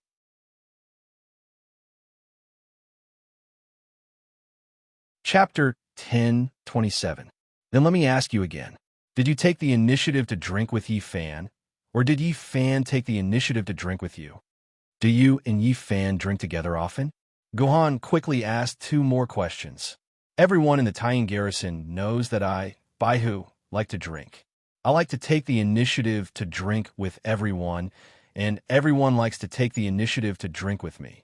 However, last night, I received a warning from Sir to be on guard, so I didn't have the mood to drink. However, Yi Fan took the initiative to look for me. I couldn't resist drinking with him, so I drank too much with him. I didn't expect to harm Sir Yao Wang in the end." At this point, Baihu's eyes suddenly became wet. Obviously, he had realized that the news about Yao Wang was leaked from his mouth. If he hadn't drunk that night, perhaps Yao Wang wouldn't have been captured by Jiufeng. Baihu rubbed his eyes and continued. Although my relationship with Yi Fan isn't very good, it's normal for us to drink. We drink once or twice a month. So, I didn't find it strange at that time, so I drank a few more cups with Yi Fan. All right. Gahan waved his hand and gestured for Baihu to step back. He then looked at Yi Fan again. How are you going to explain this time? Yes, I did look for Baihu to drink, but I was also drunk at that time. I don't remember what Baihu said at all, and I don't remember him telling me that Sir Yao Wang's medical pod has been transferred to him. Yi Fan denied everything. Is that so? Gahan sneered. The map projected in the air suddenly changed into a video of a battle. It was the video of the battle when the swordsmen surrounded the 12 great sorcerers. Everyone, pay attention to this. Guhan skipped the recording to the end of the battle, where Ho-E and his arrows had become one as they broke through the 9 phoenixes' encirclement. Then, Guhan slowed down the recording by 100 times, playing every scene of the battle frame by frame. This way, even though Ho-E was as fast as lightning when he became one with the arrow, all the sword wielders could see it clearly. Everyone, look over here. Gahan pointed to a few frames in the video. These images showed Ho-E rushing to Yi Fan's side, preparing to use Yi Fan as a breakthrough point. From these images, everyone could clearly see that when the arrow that Ho-E had transformed into was about to pierce into Yi Fan's body, the entire arrow suddenly made an outward turn, actively avoiding Yi Fan's body, and then broke into the battlefield. In other words, just now, Ho-E had intentionally spared Yi Fan's life. Otherwise, Yi Fan would have been directly pierced by the arrow and died on the spot. Comrade Yi Fan and Grand Sorcerer Ho-E seemed to have a good relationship. Grand Sorcerer Ho-E actually took the initiative to let you go. If it was me, I would definitely stab you without hesitation. As for the hostages, there are plenty of them. There is no need for me to spare your life, right?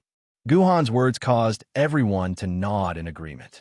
If what Baihu said just now could be explained, then Ho-Yi's action could not be explained. The human had already killed 10 of the 12 Grand Sorcerers, and the remaining Grand Sorcerers must have a deep-seated hatred for them. They would never let go of an opportunity to kill the human being. There was absolutely no reason for Ho-E to let Yi Fan go. Yi Fan tried hard to explain, but Gahan did not give him a chance to explain at all. He directly threw out another recording in front of everyone. Actually, I made a small trick. When I was fighting with Jiufeng, I left a listening device on her. Although this listening device can't be used too far away due to the influence of the Zhou Tian star battle formation, it can still be used at a distance of a few kilometers. Now, let's listen to what Jiufeng and our Yi Fan said. As soon as Guhan's voice fell, the recording began to play automatically. First, there was a noisy sound of explosions, Wu people's howls, and human shouts. Obviously, this was the sound of the beginning of the battle. At some point, there was a sudden whistling sound in the recording. Immediately, a swordsman who participated in the siege of Jiufeng said, "This is the sound made by Ho-E when he became one with the sword." I will never forget this kind of whistling sound for the rest of my life. It's really terrifying. The recording continued. After a while of humans yelling and fighting, the recording gradually became clear. The noisy background noise was no longer there, and only the sound of the wind caused by the flapping of wings could be heard. Obviously, at this time, Jiufeng had escaped from the Taiyin garrison and was on the way to escape.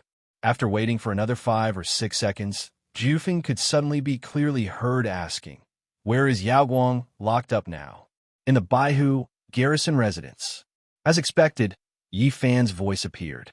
He then added, "Madam Jiufeng, please loosen your claws a little. You almost strangled me to death just now." I didn't expect Yi Fan to be such a person. Seems like it's really Yi Fan's doing. He's really despicable. After the recording ended, everyone said angrily, "No, this recording is fake." Just like how he forged the video of Zhou Zijian. This recording is definitely fake. Yi Fan tried his best to explain. After what happened to Zhou Zijian, everyone began to suspect that this recording might really be fake by Gahan. Let's not talk about whether I have the ability to fabricate a real recording in less than 10 minutes. Let's just assume that I have the ability to fabricate a recording. Fan, you can verify with the highest level artificial intelligence and ask her if this recording is fake or not. By the way, if you're afraid that I'm playing word games with you, then you can go and ask yourself. You can try to verify it from every angle and meaning. I have no objections. Go ahead and ask. Guhan said calmly. It seemed that this time, the recording was real. Yifan suddenly began to pant heavily, like a heart patient having a heart attack. He only calmed down after a while, and his face regained its calmness. I refuse to answer any of your questions. You can lock me up in jail. I'm a famed sword-level sword wielder. Only the Sword Committee and the Discipline Committee have the right to interrogate me. Other than that, I have the right to refuse to answer anyone's questions. Lock me up. It had to be said that this was the best decision Yifan had made. Yifan was already full of flaws under Gahan's interrogation. He was utterly defeated. If he kept asking, Yifan probably wouldn't be able to take it anymore. Therefore, Yifan decided to act shamelessly and use the sword wielder's law to his advantage. The truth was just like what Yifan said. Gahan had no right to interrogate Yifan. The only ones who had the right to interrogate a sword wielder were the Discipline Committee and the Sword Committee. At most, Gahan could use the name of the temporary Lunar Star Guardian to lock Yifan up. However, when the relevant personnel from the Discipline Committee and the Sword Committee arrived at Shanghai Pass, it would probably be more than 10 days later. In these 10 days, Yifan had plenty of time to plan a lot of things. No one knew what kind of sentence the Discipline Committee and the Sword Committee would give to Yifan after they took over Yifan's case. To be honest, the evidence that Gahan had listed so far wasn't enough to form a complete chain of evidence. As long as there was a skilled lawyer and some background help, Yifan might be acquitted in the end. Moreover, Yifan had been in Shanghai Pass for almost 3 years. When he was released, he would be able to leave Shanghai Pass directly. Gahan wouldn't be able to control him anymore. Looks like the traitor is most likely Yifan. That's right. This time it can't be wrong. The traitor must be him. Although Yifan's actions had won him a chance of survival and safety, it also exposed his guilty conscience. He could only use this shameless method to fight against Gahan. He didn't dare to continue confronting Gahan. Even an idiot could guess that Yifan was most likely the traitor. Yifan had confessed without being pressed. But even so, the other swordsmen could only look at Yifan helplessly. They couldn't do anything to him. This was because the rules of Shanghai Pass were like this. If they wanted the rules of Shanghai Pass to protect them, then they had to abide by the rules of Shanghai Pass first. They could only watch as Yifan was locked up in prison, waiting for the disciplinary committee members who had never fought with the Wu people to judge whether this damn traitor was a traitor or not. All right, send someone to lock me up. Yifan put his hands together provocatively, signaling Gahan to quickly lock him up. Yifan, oh Yifan, you're so smart. Why did you become a traitor? He suddenly grabbed Yifan's wrist tightly. Instinctively, Yifan wanted to break free from Gahan's control. But sadly, he realized that no matter how hard he tried, he couldn't open even a millimeter of space. There's also such a rule in Shanghai Pass. If you can find concrete evidence that proves that a sword bearer has betrayed humanity, and that he's at the front line of the battle with the Wu people, and that he's recognized by all the other sword bearers, then the sword bearer has the right to kill him directly to prevent the morale of the army from being shaken, Gahan said with narrowed eyes. That's right, there's such a rule. But you have to show me concrete evidence that proves that I'm a traitor, Yifan said with a ferocious expression. All the evidence from before came from your mouth and your hands. It's not conclusive evidence. You don't have any conclusive evidence to prove that I'm a traitor. Yifan was right. The evidence that Gahan had just presented was indeed not conclusive evidence. However, Gahan didn't panic. He sneered. Don't you understand? If I dare to say that, then I must have some conclusive evidence. Then show me the conclusive evidence, Yifan said with a grimace. This is the conclusive evidence you want. Gohan suddenly reached for Yi Fan's waist and pulled out the sword Maiden from its scabbard. Demon sword. What a good famous sword Maiden. Gohan held Yi Fan's famous sword Maiden, demon sword, in his hand. Seeing that his own sword Maiden was in Gohan's hand, Yi Fan's expression instantly changed. Like a mad tiger, he tried to break free from Gohan's hand and snatch his famous sword Maiden back. It seemed that this was indeed a solid piece of evidence.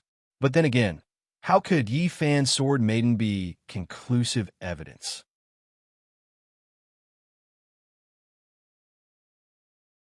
Chapter 1028. Just as I guessed, Gohan's eyes swept across the demon sword's blade, revealing an expression of as expected. Then, Gohan projected the details of the demon sword's blade in front of everyone. At this moment, everyone discovered that there was actually a silver-white talisman stuck on the demon sword's blade.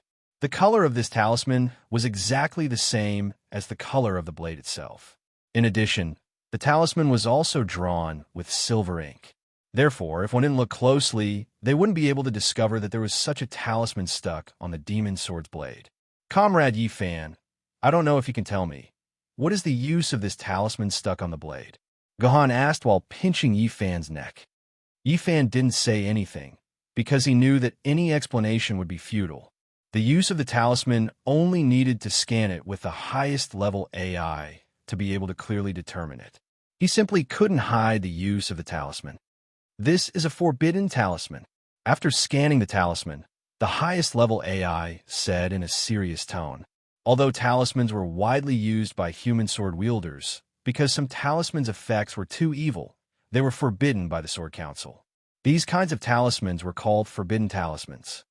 This is the sword sealing talisman. As long as this talisman is stuck on the demon sword, the Sword Maiden will no longer be able to transform into the Sword Maiden form. She can only exist in the sword form forever. Then, the highest level AI explained the use of the talisman on the demon sword. What? This is actually the sword sealing talisman. No wonder I've never seen Yi Fan's sword Maiden before. So it has always been sealed. This is the first time I've heard of such a talisman. Strange. Why would Yi Fan use such a talisman to prevent his sword Maiden from being able to transform? There's no benefit to it at all. Are you stupid? If Yi Fan was really a traitor, then everything he did could not escape the eyes of the sword lady who had been with him day and night. And the sword Maiden will never betray humans.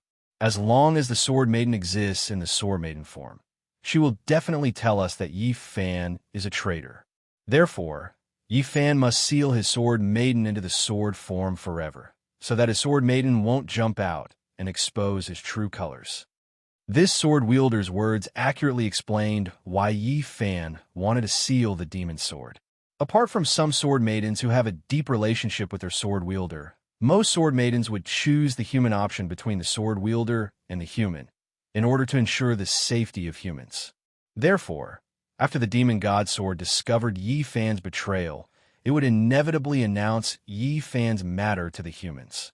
Therefore, Yi Fan had no choice but to directly seal the demon god sword, preventing her from telling anyone about this matter.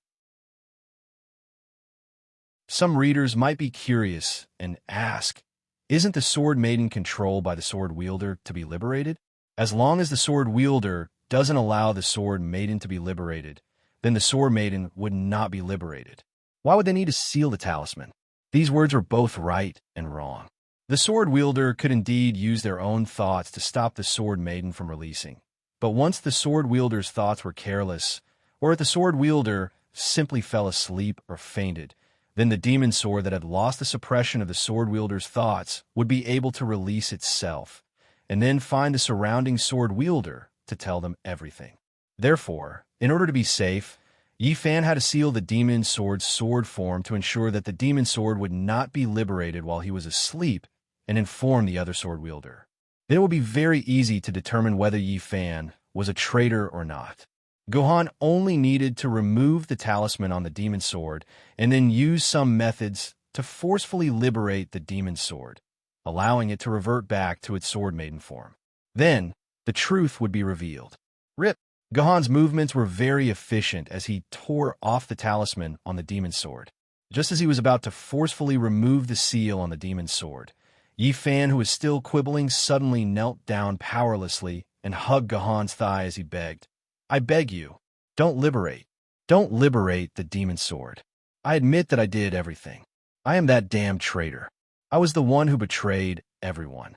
6 months ago, I was the one who told the Wu people about the arrival of the human reinforcements. I was also the one who helped the Wu people kill those pitiful drivers.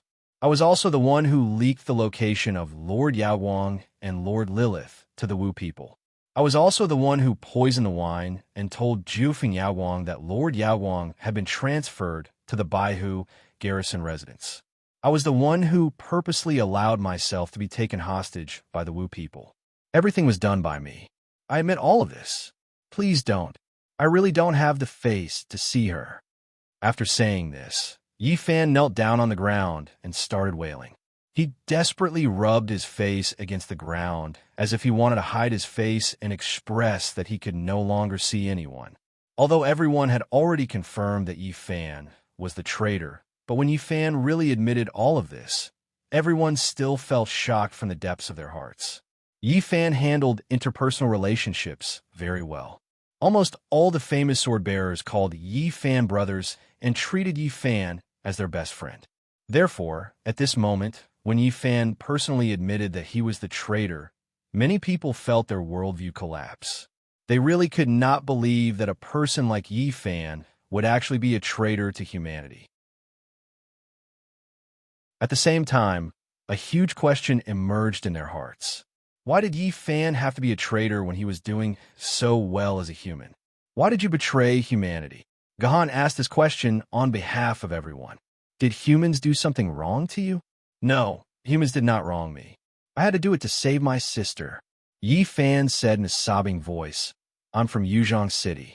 12 years ago, Yuzhong City's ordinary district was breached by Yuan Ko. At that time, I was just a 17-year-old boy.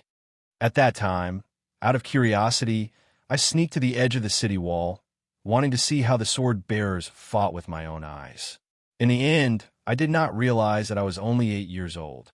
My sister and I were secretly following me to the edge of the city wall. In the end, the city wall was breached at that time. I could only take my little sister, who I depended on for survival, and run for our lives. Run for our lives? We wanted to find the emergency entrance to the shelter, but when we finally found the intersection, a banshee discovered me and my little sister. I admit that I'm a bastard. I'm a beast. In order to escape, I abandoned my sister and rushed to the entrance of the shelter alone. But after I entered the shelter, I never saw my sister enter the shelter through the passage again. You have no idea how I survived those years alone. In those 2 to 3 years, I committed suicide more than 20 times. But each time, I was discovered by the highest level of artificial intelligence and was saved. So, I decided to become a sword bearer, to become a sword master. I wanted to use my own strength to kill Yuan Ko and avenge my sister. In the end, I succeeded. I really became a sword bearer. I also became a sword master with decent swordsmanship through self-training.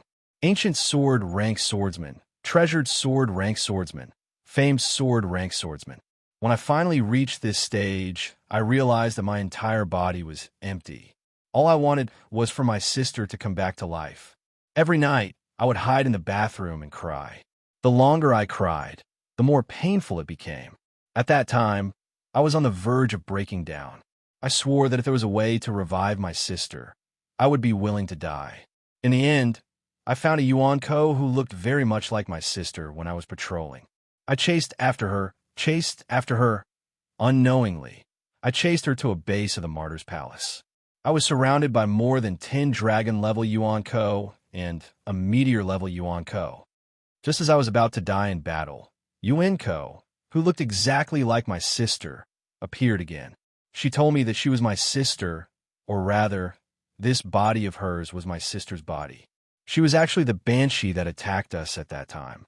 A banshee can take over a human's body and live off the human's body. At the same time, as long as the banshee is willing to sacrifice herself and completely obliterate her soul. The human whose body has been taken over by the banshee can return and become the original human. At this point, Yifan couldn't control his emotions anymore. He couldn't speak and could only cry. Seeing that Yifan couldn't speak, Gohan decided to help Yifan finish his sentence. So, those Yuan Ko made a deal with you.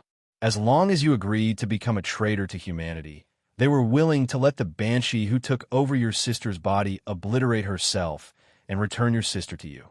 Right? Yes, that was the deal. Yifan raised his head and smiled sadly. I'm a coward. 12 years ago, I abandoned my sister. 12 years later, I abandoned the entire human race. I couldn't bear the pain in my heart and the desire to have my sister back. I agreed to the deal and became a traitor to humanity. What makes you think that those Yuan Ko will fulfill the deal? Don't you know that those Yuan Ko are beasts who go back on their words? Even if you really complete your mission, I'm afraid that not only will those Yuan Ko not return your sister to you, they will also kill you and your sister. That won't happen. Yifan shook his head.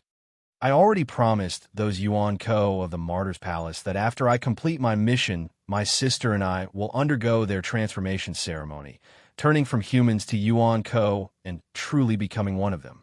They have no reason to give up on a dragon class or possibly even nether class Yuan Ko for a mouse class Yuan Ko. They have no reason to break their promise. It seems that you really are a cowardly beast. Gohan sighed and placed the demon's sword beside Yifan. You say that you don't have the face to see her, but I can feel that she really wants to see you. If you have anything to say to your sword mistress, this will be your last chance.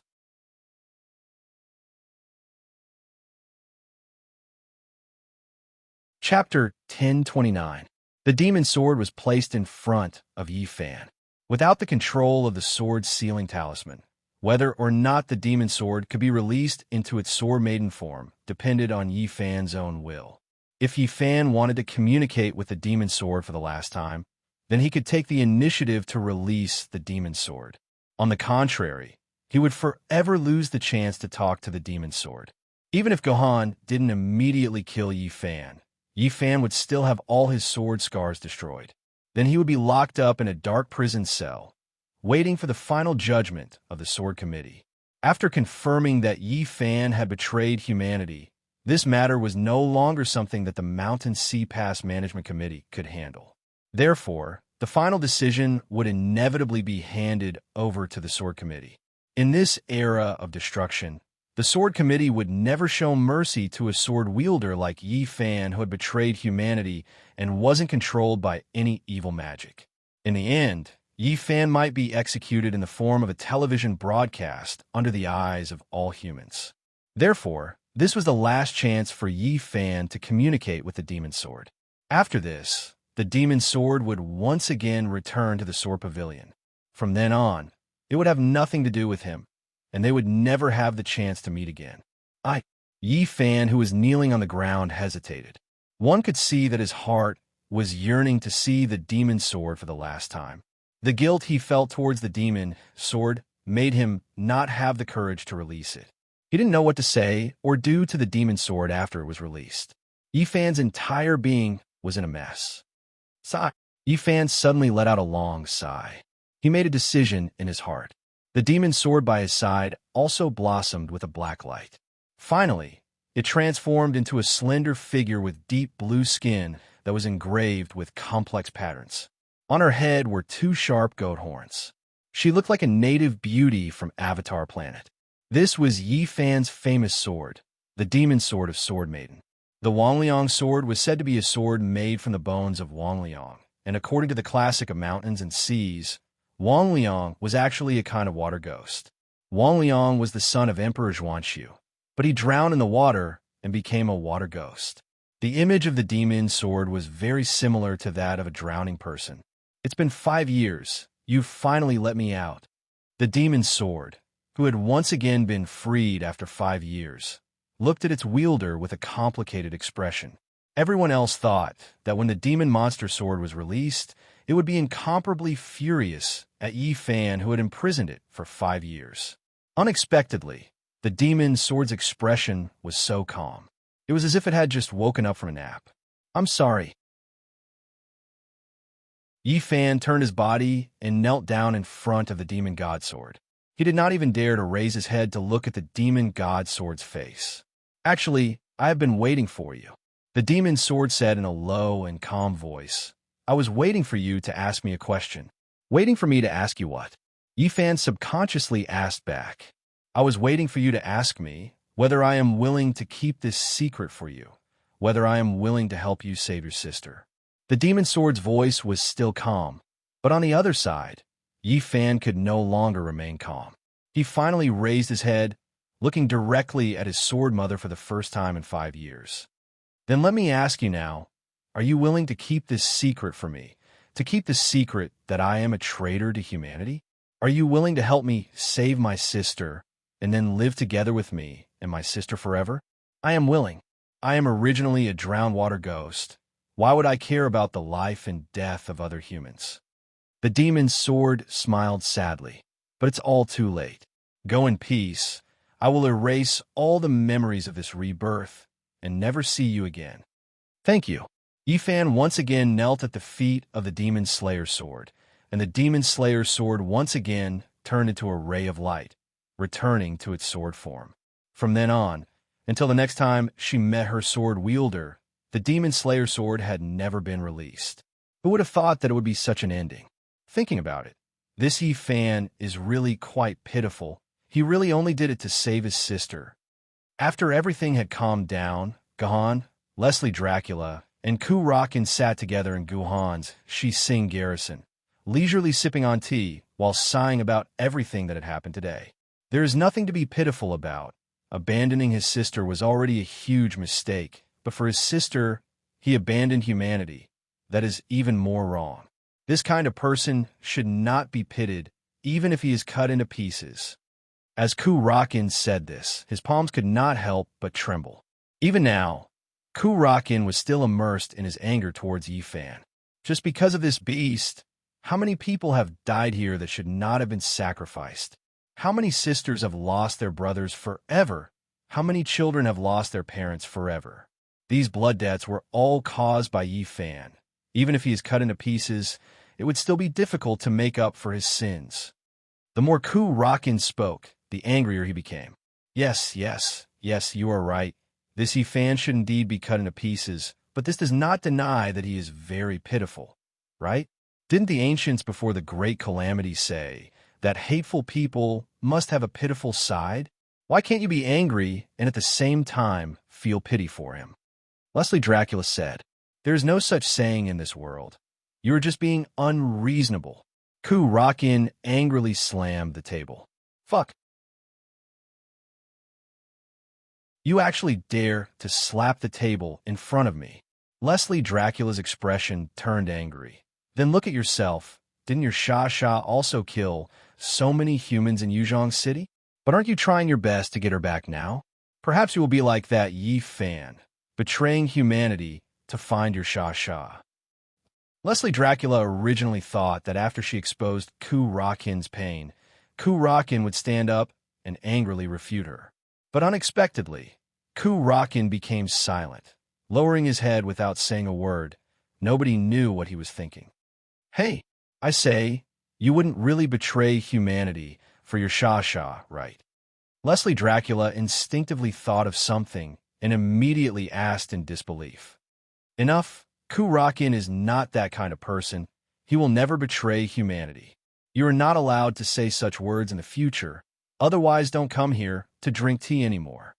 Finally, it was Gahan's words that pushed Leslie Dracula back. Enough. Then let's change the topic. Do you think what Demon Sword said at the end was true?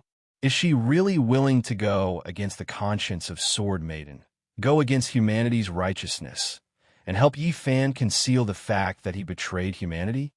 Leslie Dracula could not help but recall what Demon Sword said to Yi Fan at the end. From what Demon Sword said, even if Yi Fan did not seal her, she would still take the initiative to help Yi Fan conceal everything. This made Leslie Dracula smell a golden 8 o'clock romance drama. Could it be that this is love? Demon Sword has already reached the point of being crazy for love? This is really touching, Leslie Dracula secretly glanced at Gahan and then said in a daze, If there is someone who loves me like Demon's Sword, how good would it be? It's getting late. Everyone has been fighting for the whole day. Let's all go back and rest. Gohan did not continue Leslie Dracula's words, but directly ordered them to leave. That's right. Tomorrow, all the Guardian Manors must still maintain absolute vigilance. Tomorrow is not a peaceful day. Maybe tomorrow's storm will be even bigger than today's. Gohan, what do you mean by this? 10 of the 12 great shamans have already died. Only 2 are still struggling at death's door. Could it be that these dead great shamans have evolved to the point that they only need 1 day to resurrect? Leslie Dracula curiously asked. The resurrection time of the great shamans has evolved from 2 to 3 years to half a year, and then from half a year to 9 days. So, I have no doubt that tomorrow we will once again meet with those 12 great shamans. Gohan coldly said, It can't be. Leslie Dracula could not help but shiver, then immediately got up and prepared to leave the Shi-Sing garrison. While walking, she muttered, Then we really need to be vigilant. I don't want to fight with those great shamans again. After Ku-Rakin and Leslie Dracula left the Shi-Sing garrison, Gohan silently sat alone in his bedroom. There was not a single sword maiden around him, including the starting point sword. All the sword maidens were called out by Gohan. In Gohan's words, he wanted to be alone tonight, and he did not want to be disturbed by the other sword maidens. Leslie Dracula was not the only one who was touched by Yi Fan's story. In fact, the person who was touched the most should be Gohan. This was because Gohan felt that Yi Fan's story was very similar to his own. Both of them had lost the people closest to them in the great attack of Yuzhong City 12 years ago, and both of them had desperately practiced their swordsmanship in order to take revenge on Yuan Ko, working hard to become a sword wielder. Until now, the stories of Gohan and Yi Fan were almost the same, and they had the same beginning. This was especially so when Yi Fan described how he was in a state of mental breakdown every day because he was obsessed with the guilt and remorse he felt for his sister. He wanted to resurrect his sister at all costs, and Gohan suddenly realized that he had been in the same state before. However, Yi Fan could vent his hatred by killing Yuan Ko, but Gohan was not a sword wielder. He could only stay in his own home, set up a plan over and over again, and practice his swordsmanship, numbing himself with cold pain and darkness. The direct result was that in the first instance Gohan entered the game, he killed Kinzu with his sword. This was probably the darkest moment in Gohan's life and character. If this continued, Gohan even felt that he might become a person like Yi Fan, a person who would do anything to resurrect his parents, even if it meant sinking into darkness. But what changed me in the end? Gohan couldn't help but ask himself this question, and then an incomparably familiar little face appeared in his mind.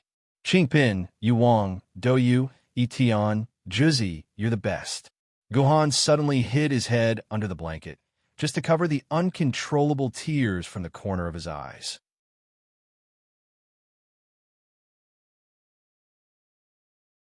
Chapter 10:30. Early the next morning, when the restless Leslie Dracula and Ku-Rakin arrived at the Shi-Sing garrison again to discuss matters regarding the defense with Gohan, they were surprised to find that the entire Shi-Sing garrison was empty. Not only was Gohan not in the garrison residence, but Gohan's sword maidens were also nowhere to be found. In the end, Leslie Dracula and Ku-Rakin received a message from Gohan from the adorable dolls who stayed behind in the garrison residence. He told them not to worry about where he was, but to guard the garrison residence well and watch out for the Wu people's attacks. That was enough.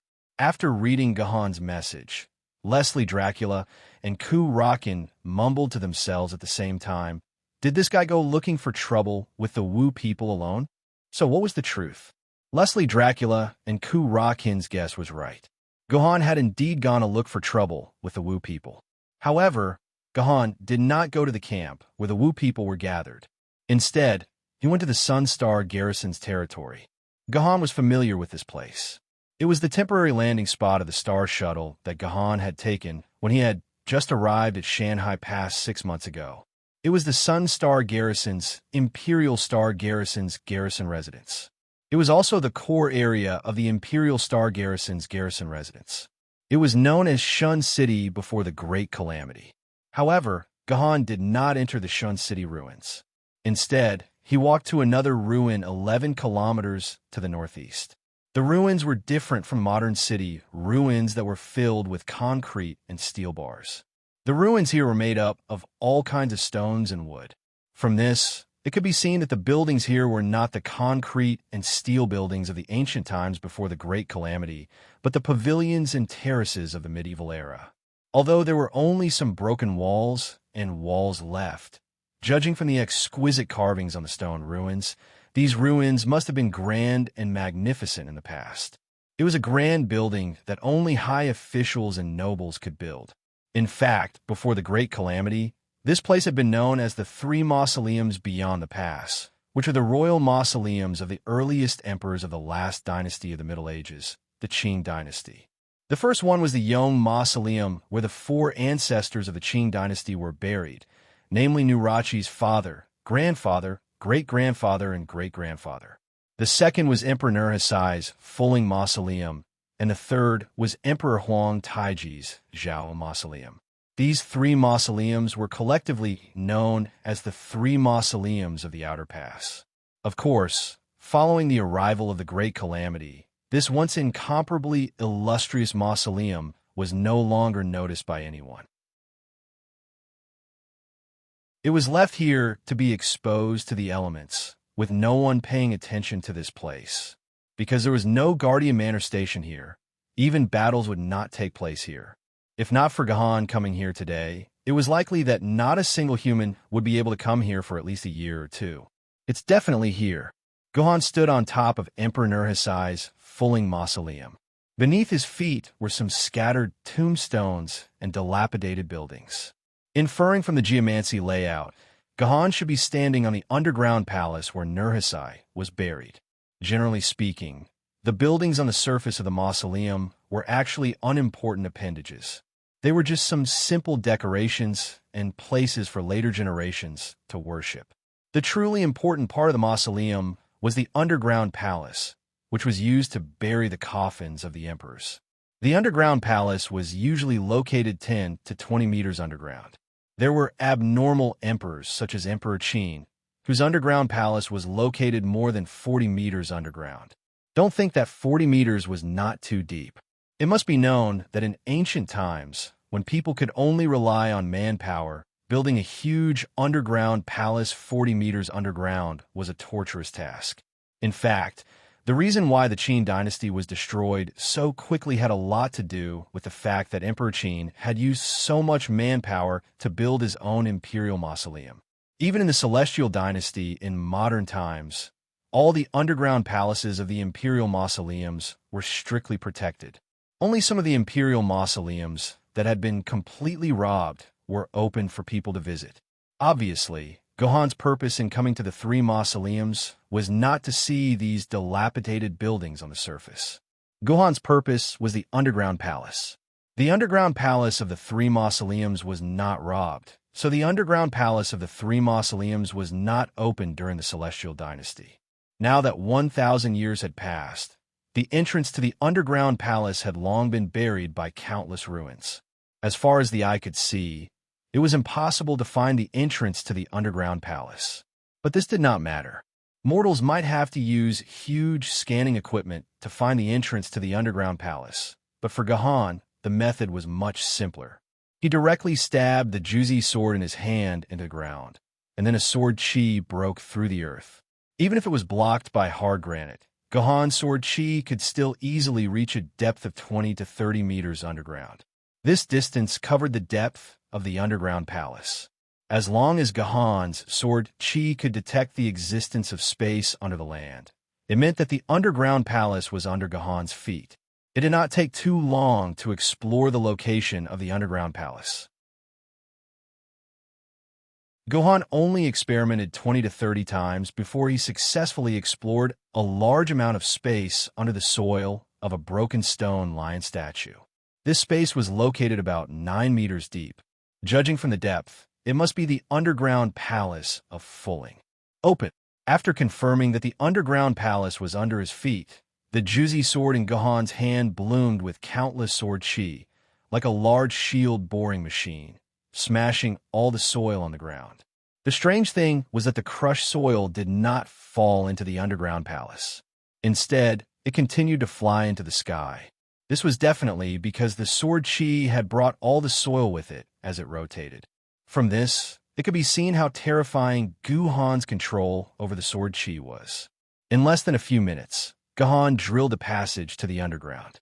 Without any hesitation, Guhan jumped directly from the intersection he opened and finally landed on the somewhat wet ground. The oxygen concentration in here is still 20%. After scanning the air composition in the underground palace with his personal terminal, Guhan was surprised to find that the oxygen concentration in the air in the underground palace was as high as 20%, which was not much different from the oxygen concentration of 21% in the normal air. Generally speaking, because the underground palace had been closed for a long time, and the original air in the underground palace had consumed a lot of oxygen because of the existence of bacteria, the oxygen concentration was only about 7%. Ordinary people would feel the lack of oxygen in the brain within a few minutes in such an environment. If they did not inhale oxygen immediately, they might even die from lack of oxygen. It was reasonable to say that Nurachi's fulling had been closed underground for more than 1,000 years, and the oxygen concentration should be about 7%. But the oxygen concentration here was 20%. Then there was only one explanation. This underground palace was not completely closed. In the past 1,000 years, there must have been other channels to communicate with the outside world, so that the air from the outside could enter the underground palace. That was why the underground palace could maintain a 20% oxygen concentration. Sure enough, it's just as I guessed. This discovery confirmed Guhan's guess. He took out a flashlight and shone it on the surrounding walls.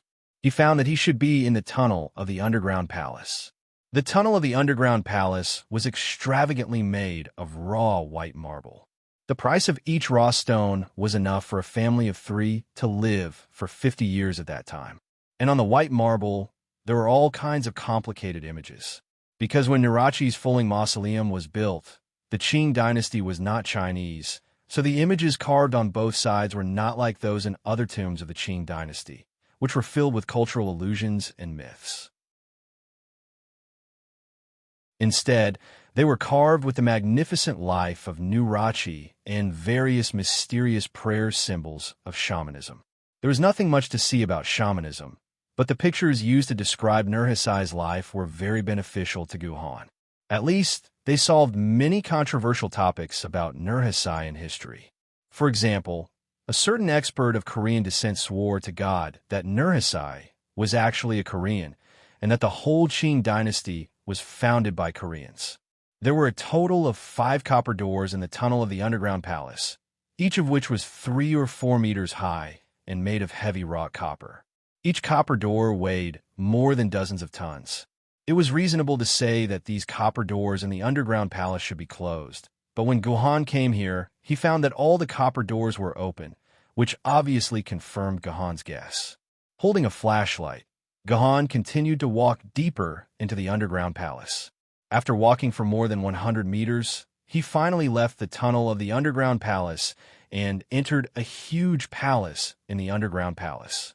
This palace should be the palace where Nurachi's coffin was placed, because at this time, a very gorgeous wooden coffin was placed in the center. Beside the coffin was an antique coffin and a modern equipment that didn't match with the coffin. It was a medical pod that was still in operation and was constantly flashing green light. Once the medical pod started flashing green light, it meant that the patient in the medical pod had recovered and was now in a state of recovery. It wouldn't take long for the patient to crawl out of the medical pod. This medical cabin was very familiar to Guhan. It was the medical cabin that Yao Guang used. He never thought that Yao Guang's medical cabin would be stored in the underground palace of Nurachi's fulling. I said that a guest has come to visit. Is the owner not going to come out to see me? Guhan saw Yao Guang's medical cabin, but he was not in a hurry to rescue Yao Guang. Instead, he shouted at the empty palace. However, there seemed to be no owner here. No one answered Guhan's voice. Well, since the owner is not here, Guhan, don't mind being a robber. I'd like to see what kind of treasure is in Nurachi's coffin. Guhan snorted coldly. The juicy sword in his hand instantly spat out a sword aura that was a few meters long. Gohan had no doubt that when the sword aura hit the coffin, the entire coffin would instantly be broken into pieces. Are kids nowadays so rude? Gohan's threat was effective. An old but dignified voice came from behind Gohan. Immediately, a middle-aged man in a yellow robe and crown, dressed like an emperor, appeared in front of Gohan.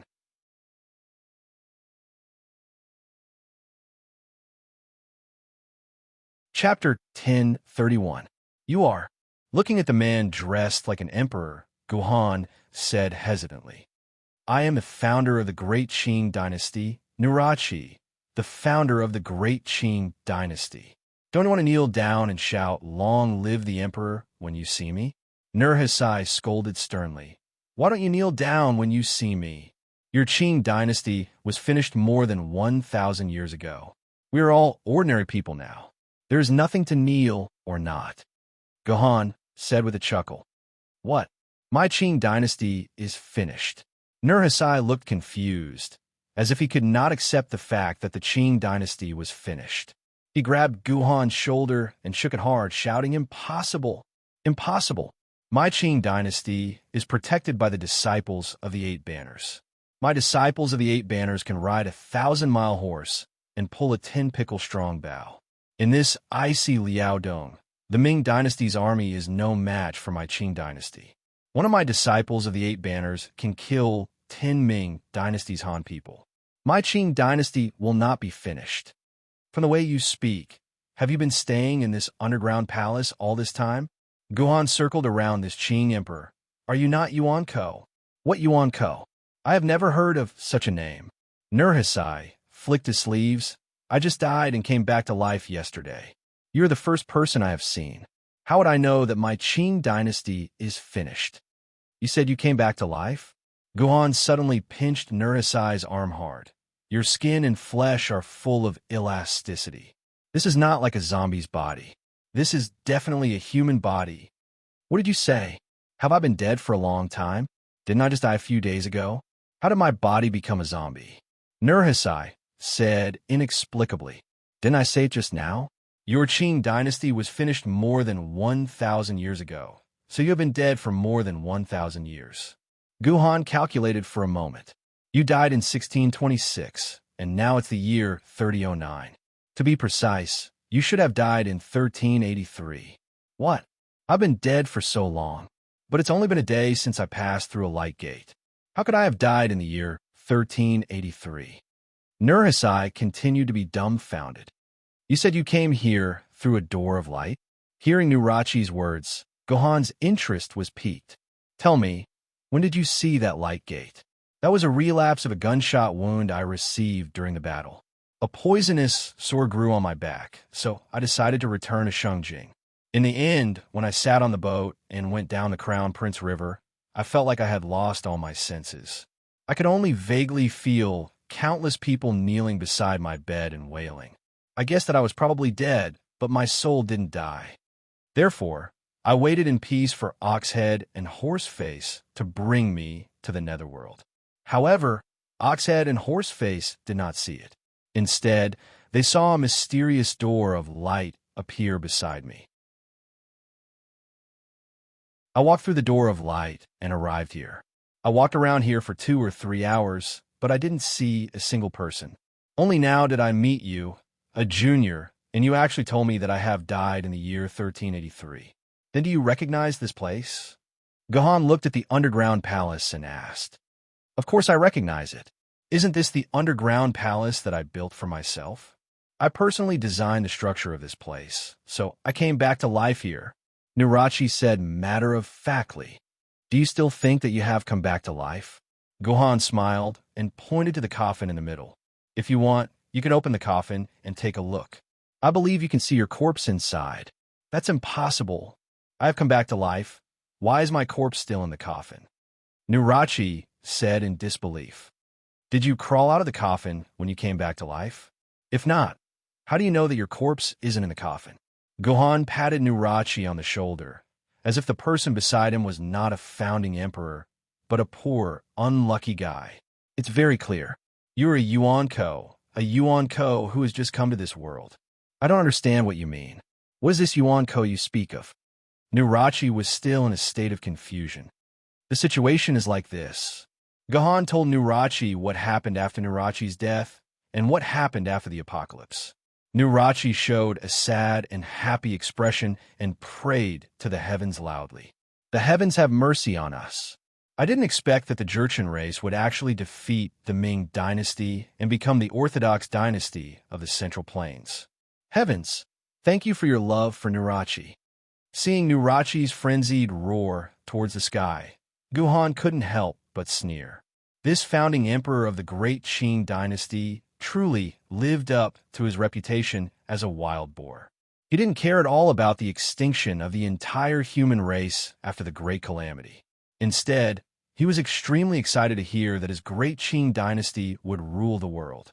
It was obvious that in the heart of this founding emperor of the great Qing dynasty, the human race wasn't important. His great Qing dynasty was the most important. Okay, Comrade Qing dynasty's founder, now that you know that your Qing dynasty has a glorious and beautiful future, you can go on your way happily. Gohan suddenly placed the Juzi sword on Nurhasai's neck, giving Nurhasai a big fright. Boy, what are you doing? You have no enmity with me. Why do you want to kill me? Nurachi asked inexplicably. If Gohan was in Nurachi's position, Gohan would also be very inexplicable. Anyone who suddenly came back to life and saw a junior who was talking and laughing with him suddenly draw his sword and wanted to kill him would feel very inexplicable. I have already said that Yuan-ko is the mortal enemy of mankind. Either humans kill all Yuan-ko, or Yuan-ko kills all humans. This is just like a cat eating a mouse. It is a matter of course. There is no need for any reason. Gohan said coldly. Are you kidding me? I'm not Yuan-ko at all. I am a human with the purest bloodline.